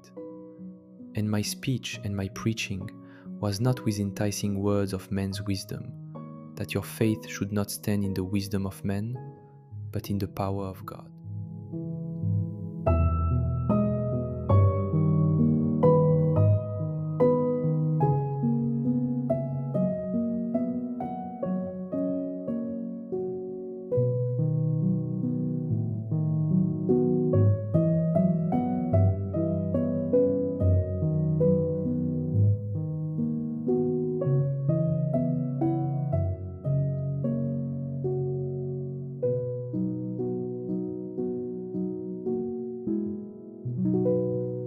To Theo van Gogh, Paris, Monday, 27 September 1875. Letterhead, Goupil, Paris. My dear Theo, the kingdom of God cometh not with observation. The kingdom of God is within you. The Son of Man came not to be ministered unto, but to minister. And we who want to become his disciples, Christians, we are no better than our Master. Blessed are the poor in spirit, blessed are the pure in heart. Narrow is the way which leadeth unto life, and few there be that find it. Strive to enter in at the strait gate, for many will seek to enter in, and shall not be able. My brother, let us take care. Let us ask him who is above, who also maketh intercession for us, that he should not take us out of the world, but that he should keep us from the evil. Yea, let us watch and be sober. Let us trust in the Lord with all our heart, and lean not unto our own understanding. Let us ask that he compel us to come in, that he give us a Christian life to fulfill, that he teach us to deny ourselves, daily to take up our cross and to follow him, to be meek, long-suffering, and lowly in heart. A part which shall not be taken away, a well of living water springing up into everlasting life. These are the good gifts that he who heareth prayer, the giver of all perfect gifts, will give to those who pray to him for them. And in addition to all this, the assurance that there is a house of the Father in which there are many mansions, and that when he has prepared a place for us, there he will draw all men unto him. And to comfort us in this life, on our way to our Father's house, the Comforter, the Spirit of truth, who will guide us into all truth. The Christian life, nevertheless, has its dark side too. It is mainly men's work. Those who walk with God, God's friends, God's pious followers, those who worship him in spirit and in truth, have been proved and tried, and have ofttimes received from God a thorn in the flesh. Blessed will we be when we can repeat after our father Paul. When I was a child, I spake as a child, I understood as a child.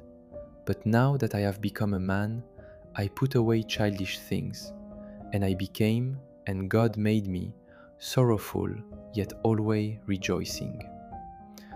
Write to me soon, and give my regards to all my acquaintances, and believe me, your loving brother, Vincent.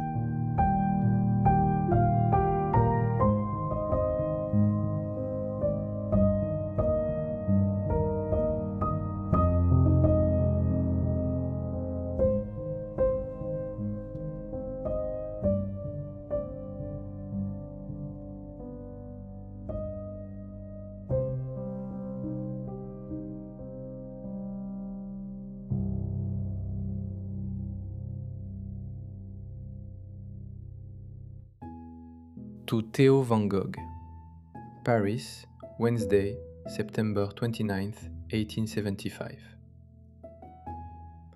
My dear Theo, be careful, old boy, don't lose your resilience. See things as they are, and, for yourself, don't think everything good. One can deviate, both to the left hand and to the right hand. remember what Pa no doubt once told you too. Understanding and feeling must go together. Warm regards and ever, your loving brother, Vincent. Write again soon. I advised you to go out quite a lot, but if you don't like it, don't do it. You know that I didn't go out so very much either, and that people often remarked upon it. How much I'd like for us to be able to breakfast together, or drink a cup of chocolate in my room. Keep well, old chap. Don't take things that don't concern you directly too much to heart, and don't let them weigh upon you too heavily. How is it going, eating bread? Have you tried it yet? In haste, I shake your hand heartily in thought.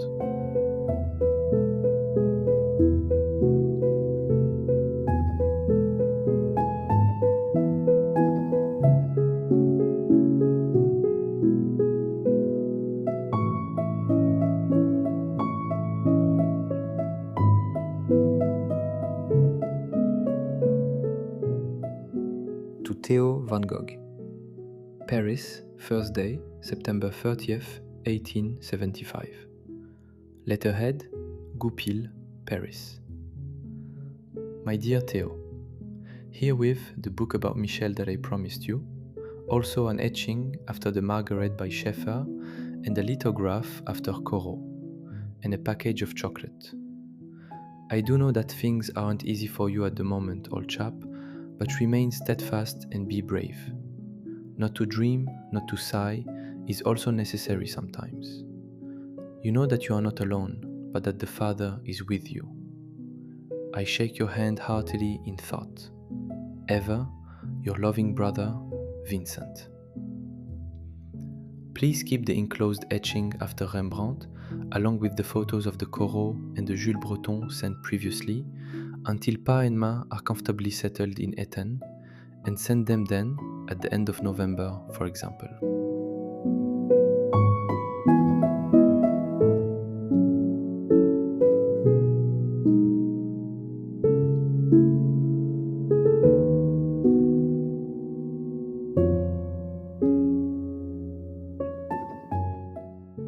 To Theo van Gogh.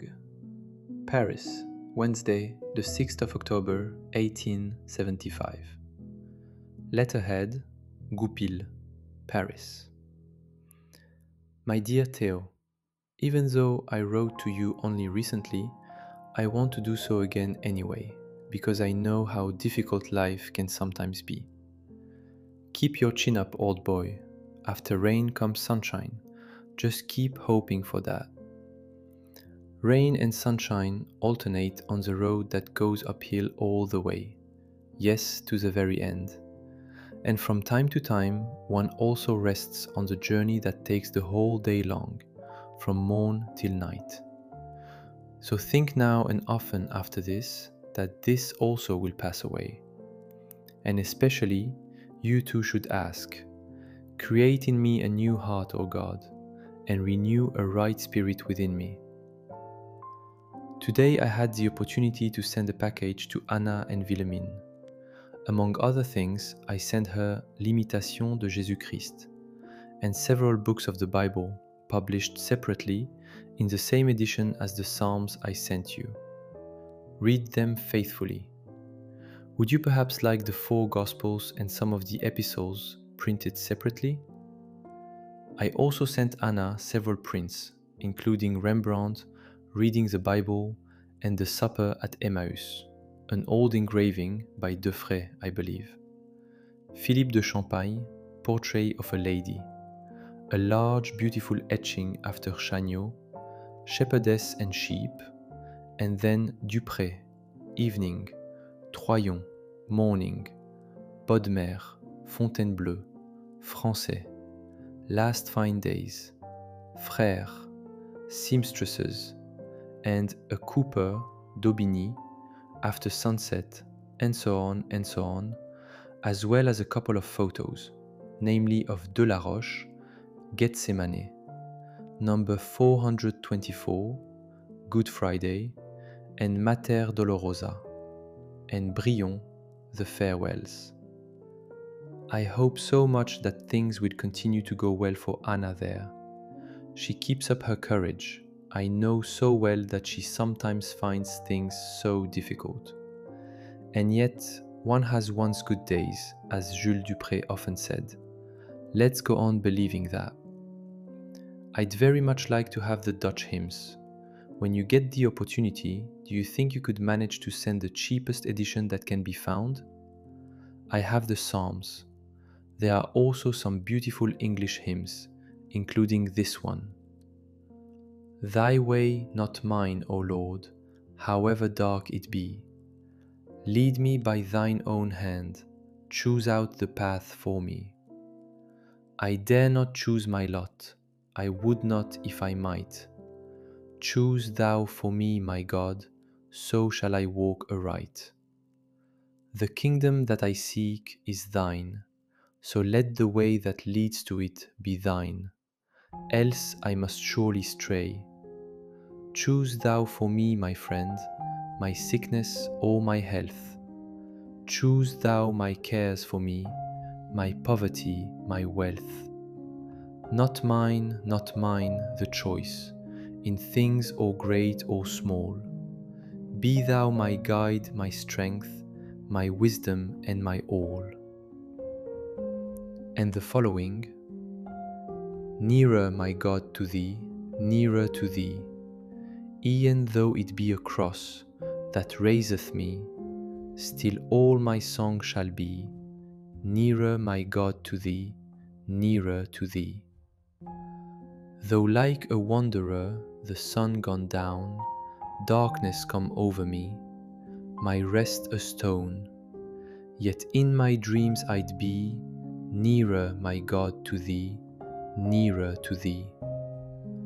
There let my way appear, steps unto heaven, all that thou sendest me, in mercy given, angels to beckon me, nearer, my God, to thee, nearer to thee. Oft in sorrow and in woe, onward Christians, onward go. Fight the fight, maintain the strife, strengthened with the bread of life.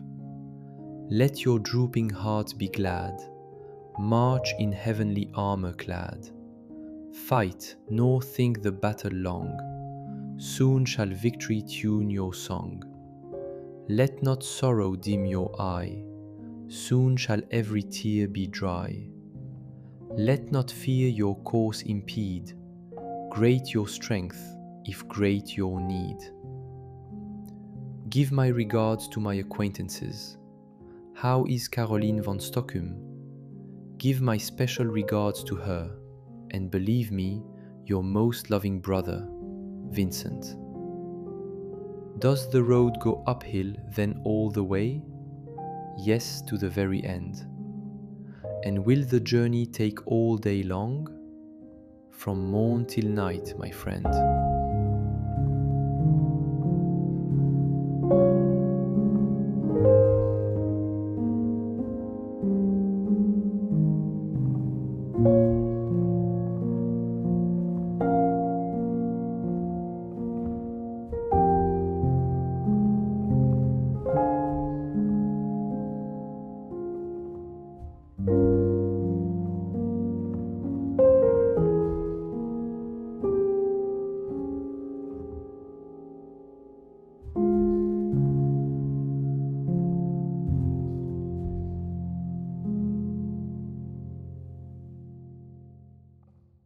To Theo van Gogh. Paris, Monday, November 11th, 1875. Letterhead, Goupil, Paris. My dear Theo, thanks for your letter of this morning. This time I'd like to write to you as I seldom do. I'd actually like to tell you in detail about my life here. As you know, I live in Montmartre. Also living here is a young Englishman, an employee of the firm, 18 years old, the son of an art dealer in London, who will probably enter his father's firm later on. He had never been away from home and was tremendously boorish, especially the first few weeks he was here. He ate, for example, mornings, afternoons, and evenings, 4 to 6 sous worth of bread. Bread, nota bene, is cheap here. and supplemented that with pounds of apples and pears and so on.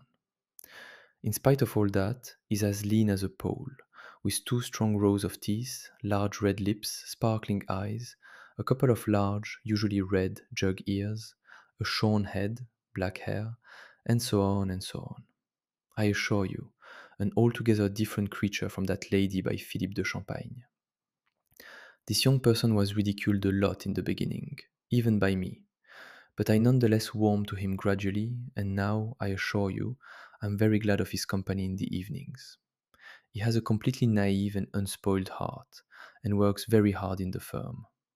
Every evening we go home together, eat something or other in my room, and the rest of the evening I read aloud, usually from the Bible. We intend to read it all the way through. In the morning, he's already there to wake me up, usually between 5 and 6 o'clock. We then have breakfast in my room and go to the gallery around 8 o'clock. Recently, he's begun to eat with more moderation, and he started to collect prints with my help. Yesterday, we went to the Luxembourg together, and I showed him the paintings I like best there. And truthfully, unto babes is revealed much that is hidden from the wise.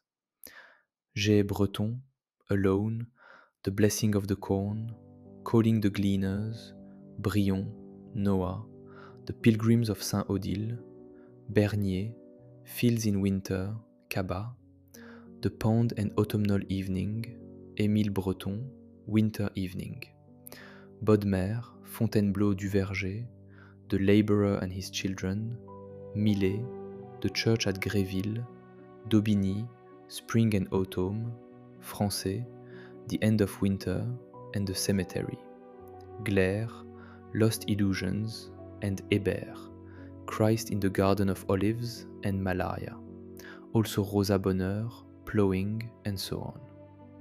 Also a painting by, I can't remember his name, a monastery where monks receive a stranger and suddenly notice that it is Jesus. Written on the wall of the monastery is L'homme s'agite et Dieu le mène. Qui vous reçoit, me reçoit, et qui me reçoit, reçoit celui qui m'a envoyé. At the gallery, I simply do whatever the hand finds to do. That is our work our whole life long, old boy. May I do it with all my might. Have you done what I advised you to do? Have you got rid of the books by Michelet, Renan, and so on? I believe it will give you peace. You certainly won't forget that page from Michelet about that portrait of a lady by P. de Champagne. And don't forget Renan either, but still, get rid of them. If you have found honey, see to it that you don't eat too much of it, lest it disagree with you, it says in Proverbs, or something to that effect. Do you know Erckmann Chatrian, Le Conscrit, Waterloo, and especially L'Ami Fritz, and also Madame Thérèse? Read them sometime if you can get hold of them. A change of fare whets the appetite, provided we take especial care to eat simply. Not for nothing is it written, give us this day our daily bread. And the bow cannot always stay bent. You won't take it amiss if I tell you to do one thing and another. I know you have your wits about you as well. Do not think everything good, and learn to distinguish for yourself between relative good and evil. And let that feeling show you the right way with guidance from above, because, old boy, it's so necessary that God dispose us. Do write again soon with some particulars. Give my regards to my acquaintances, especially Mr. Tersteg and his family, and I wish you the very best. Adieu. Believe me ever, your loving brother, Vincent.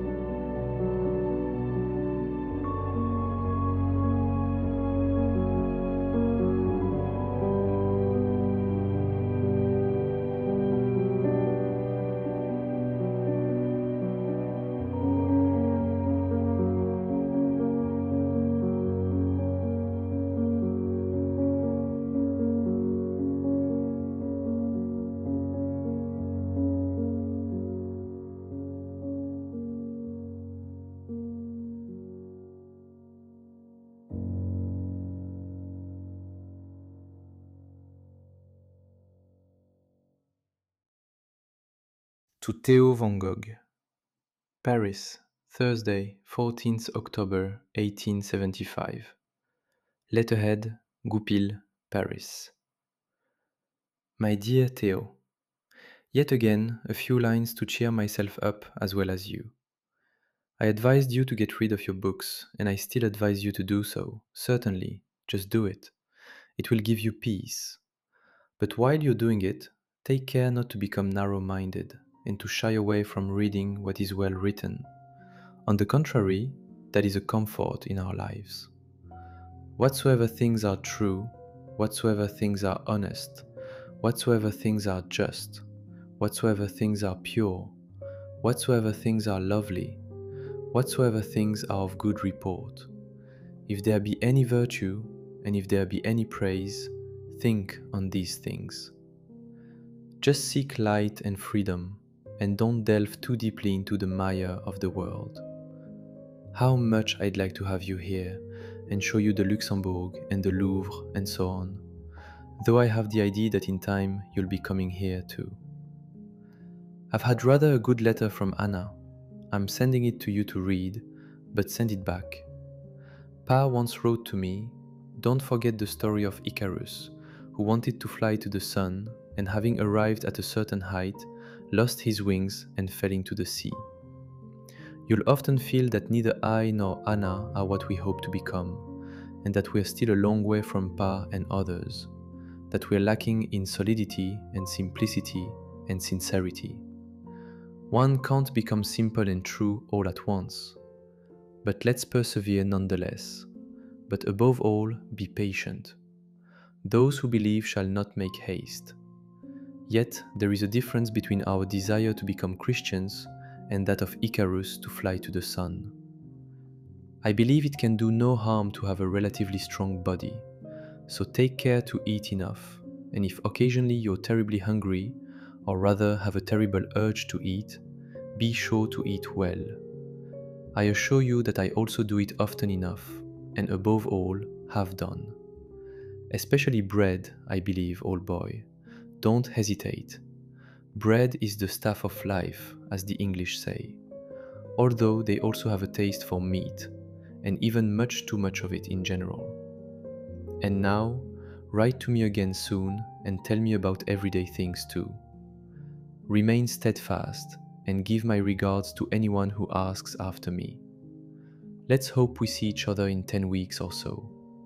I shake your hand heartily in thought, and am ever your loving brother, Vincent.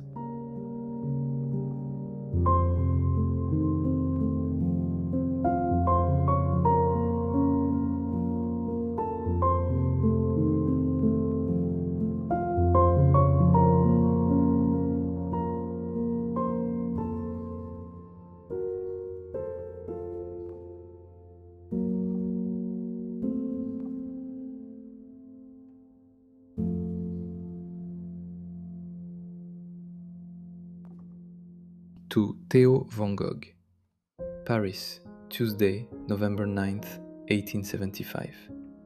Letterhead, Goupil, Paris. My dear Theo, it's time you heard from me again, though this will only be a short note, for I haven't much time. Thanks for what you sent me. I'm glad to have it. I'm glad that you were in Eton on the day of the induction, for Pa and Ma's sake as well as yours. You must write and tell me what it was like. Uncle Vincent and Aunt left yesterday. I went to see them quite often. I'm sorry I didn't see them at the train yesterday when they left. Herewith a letter. Give it to Uncle when you see him. It explains why we didn't see each other at the station. Autumn is really here. You'll be going for walks fairly often. Do you get up early? I do regularly. It's good to make a habit of it. It's precious and already very dear to me, that early morning twilight. I usually go to bed early in the evening. Every morning my worthy Englishman cooks barley porridge. How I'd like you to be here in the morning sometime. Anna seems to get up early as well. She doesn't have it easy, and she certainly makes herself very useful. Well, more soon, probably. Do write again soon and freely. I shake your hand in thought, and I'm ever your loving brother, Vincent.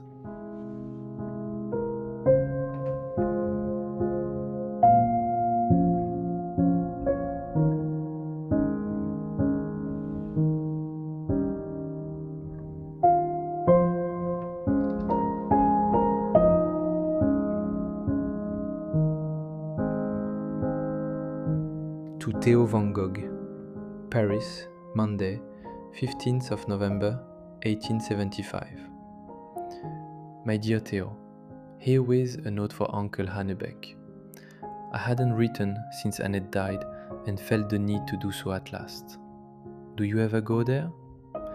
In any case, you'll deliver the letter yourself, won't you?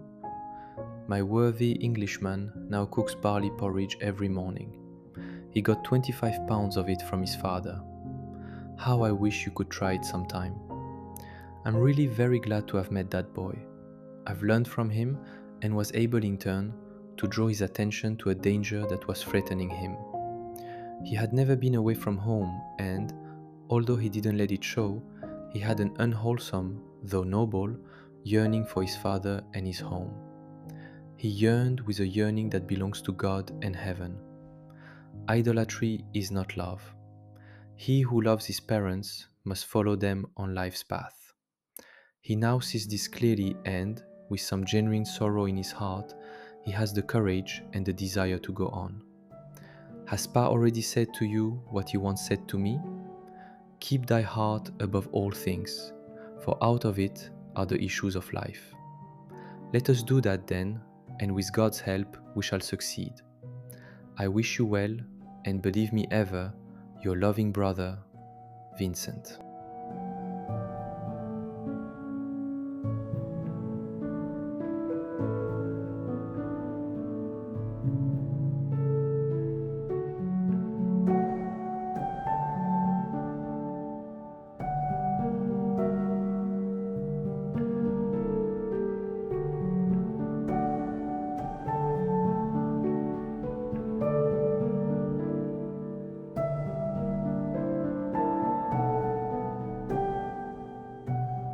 To Theo van Gogh, Paris, Saturday, the 4th of December, 1875.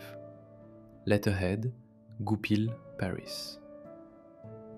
My dear Theo, a few words in haste because tomorrow is the feast of Saint Nicholas. That's such a nice day in Holland. I'd like to see it again sometime. It's time for Christmas to come, don't you think? We'll have a great deal to talk about. It's a pity that Anna can't come either. I so much hope that she'll have a good time then too. Christmas in England is very special, and perhaps Anna will become even more attached to her surroundings if she celebrates it there and helps to make things pleasant in the house there. My worthy Englishman, his name is Gladwell, is also going home for a couple of days. You can imagine how much he longs for it. He has never really been away from home before. Do write again soon. Do you ever visit Uncle Cor? If he should ever invite you, accept by all means, and give him my regards if you see him. Is it as cold there as it is here? Gladwell and I are very cozy by our little stove, mornings and evenings. I've taken up pipe smoking again, and sometimes it tastes just as good as it used to. Regards to everyone who asks after me, especially to the Rooses, and also to Jan and Pete. I shake your hand heartily in thought, and am ever your loving brother, Vincent.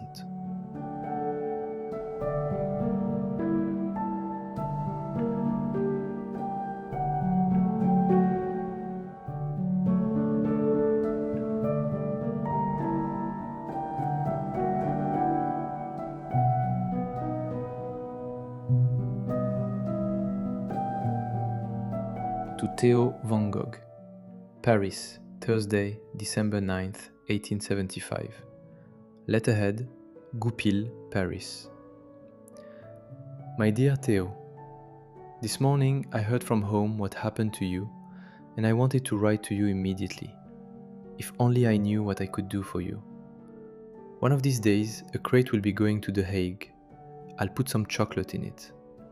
Gladwell calls that consolation. I'll also send you the little book by Jules Breton, at least if I can get it back. I've lent it out. I'm very anxious to hear how you are, so drop me a line soon and tell me in detail, if you will, how it was with you those days. How I'd like to be with you, Theo, but what can we do about it? It can't be helped, old boy. In a fortnight, I'll be going home, and then we hope to see each other in any case. And our seeing each other won't be any the less wonderful for what has happened.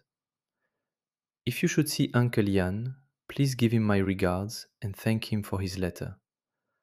I received a letter from Anna today. I believe she's reconciled to celebrating Christmas there with a will and enthusiasm and will help to make it a success. You must try and become good friends with Uncle Jan. I don't know him well, but I do know he is fine gold. How cold it's been. Fortunately, it started to thaw here yesterday, which was fine with me. These last few days, I've been busy with the inventory and so on, and trying to finish off one thing and another before I leave. And now, Theo, in thought, a hearty handshake, my heartfelt wishes for your recovery, old chap. Ever your most loving brother, Vincent.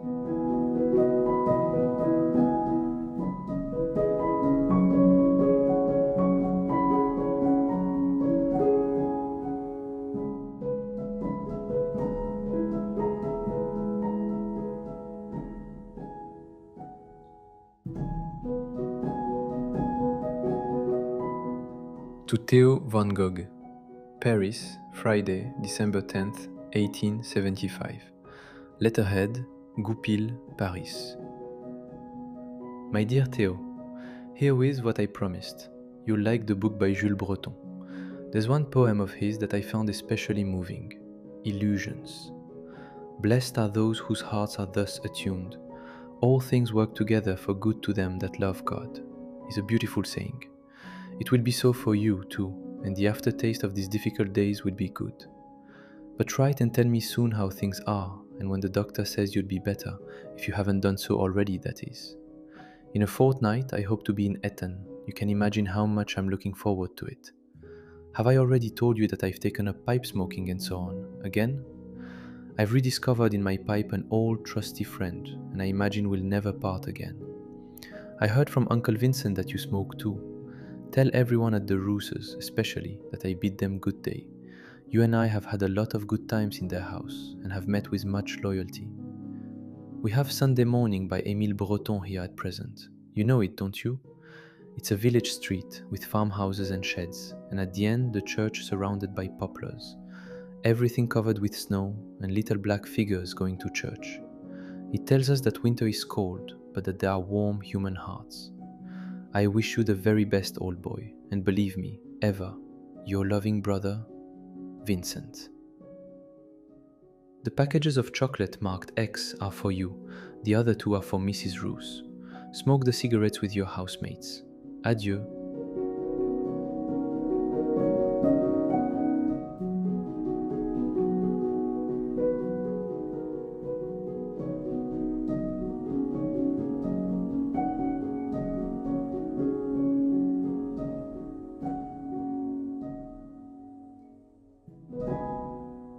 To Theo van Gogh, Paris, Monday, 13th December, 1875.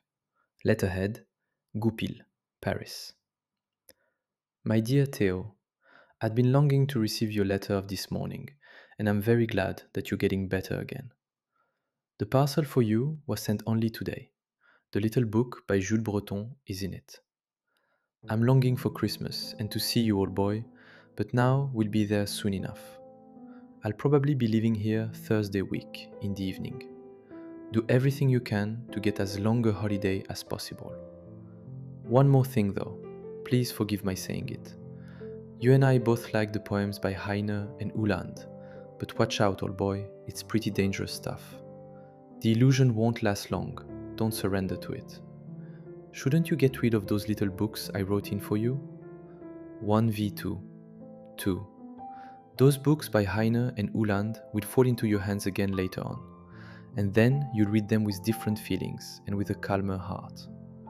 I like Erckmann Chatrian very much, you know that. Do you know L'Ami Fritz? To return again to Heine, take the portrait of father and mother and take Farewells by Brion, and then read Heine with those three before your eyes. Then you'll see what I mean. But old chap, surely you know that I'm not lecturing you or preaching a moralizing sermon. I know you have in your heart what I have in mine. That's why I sometimes talk to you so seriously. But in any event, try this test sometime. And now, get well soon and do write again soon. How is Willem Falkis? Give my regards to him and to all your housemates and to all who know me, also Van Iterson. We have a beautiful painting by Schreier here at present. A wagon with horses in an autumnal landscape at sunset. Also a splendid Jacques, a somber landscape with sheep. What do you think of that small Jacques ploughing, which has been in The Hague for some time? I sincerely wish you the best and, again, a speedy recovery. Ever, your loving brother, Vincent.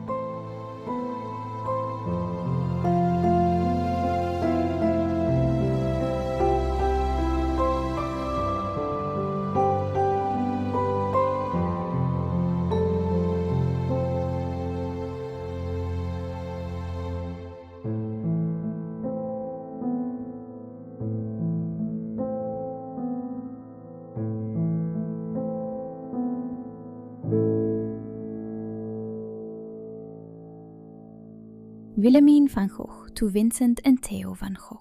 Ivy Cottage, Welwyn, Sunday, December 19th, 1875. Dear Vincent and Theo, my heartfelt thanks to you both for your last letters, which we were very glad to receive. How wonderful it will be at home at Christmas. It's been very cold here, but now it's very mild. Theo, how awful about your leg. Is it now completely better? We'll probably have a Christmas tree. Our holiday begins on Thursday. And now, goodbye, dear Vincent and Theo. I wish you both a very Merry Christmas. Yours, your loving sister, Will. P.S.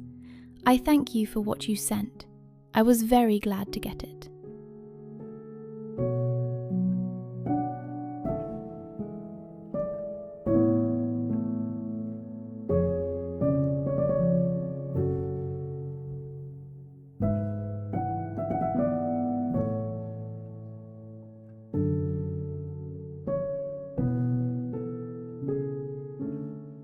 Anna van Gogh to Vincent van Gogh.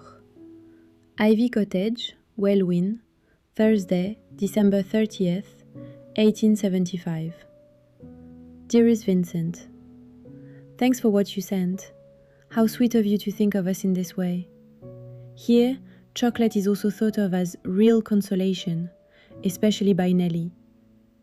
The pictures have also been put to good use. We got a great deal of satisfaction from our Christmas tree at school. It was a great joy to see such happy faces, so you can take satisfaction from what you sent, because I wouldn't have been able to make something for everyone without those little photographs. I'm sending this letter to you to ask you to put Willemine's portrait and our letters on Pa and Ma's places when they come home from church on New Year's Eve. I sincerely hope that you'll have had a pleasant holiday at home. When will we see each other again? I hope very much that we may all be together on 21st May.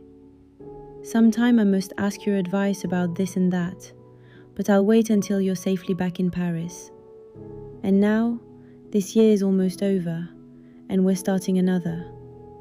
May it be a happy and blessed year for all of us, and may our love for God and one another grow. I wish you well too, and receive in thought a hearty kiss from yours, your loving, Anna.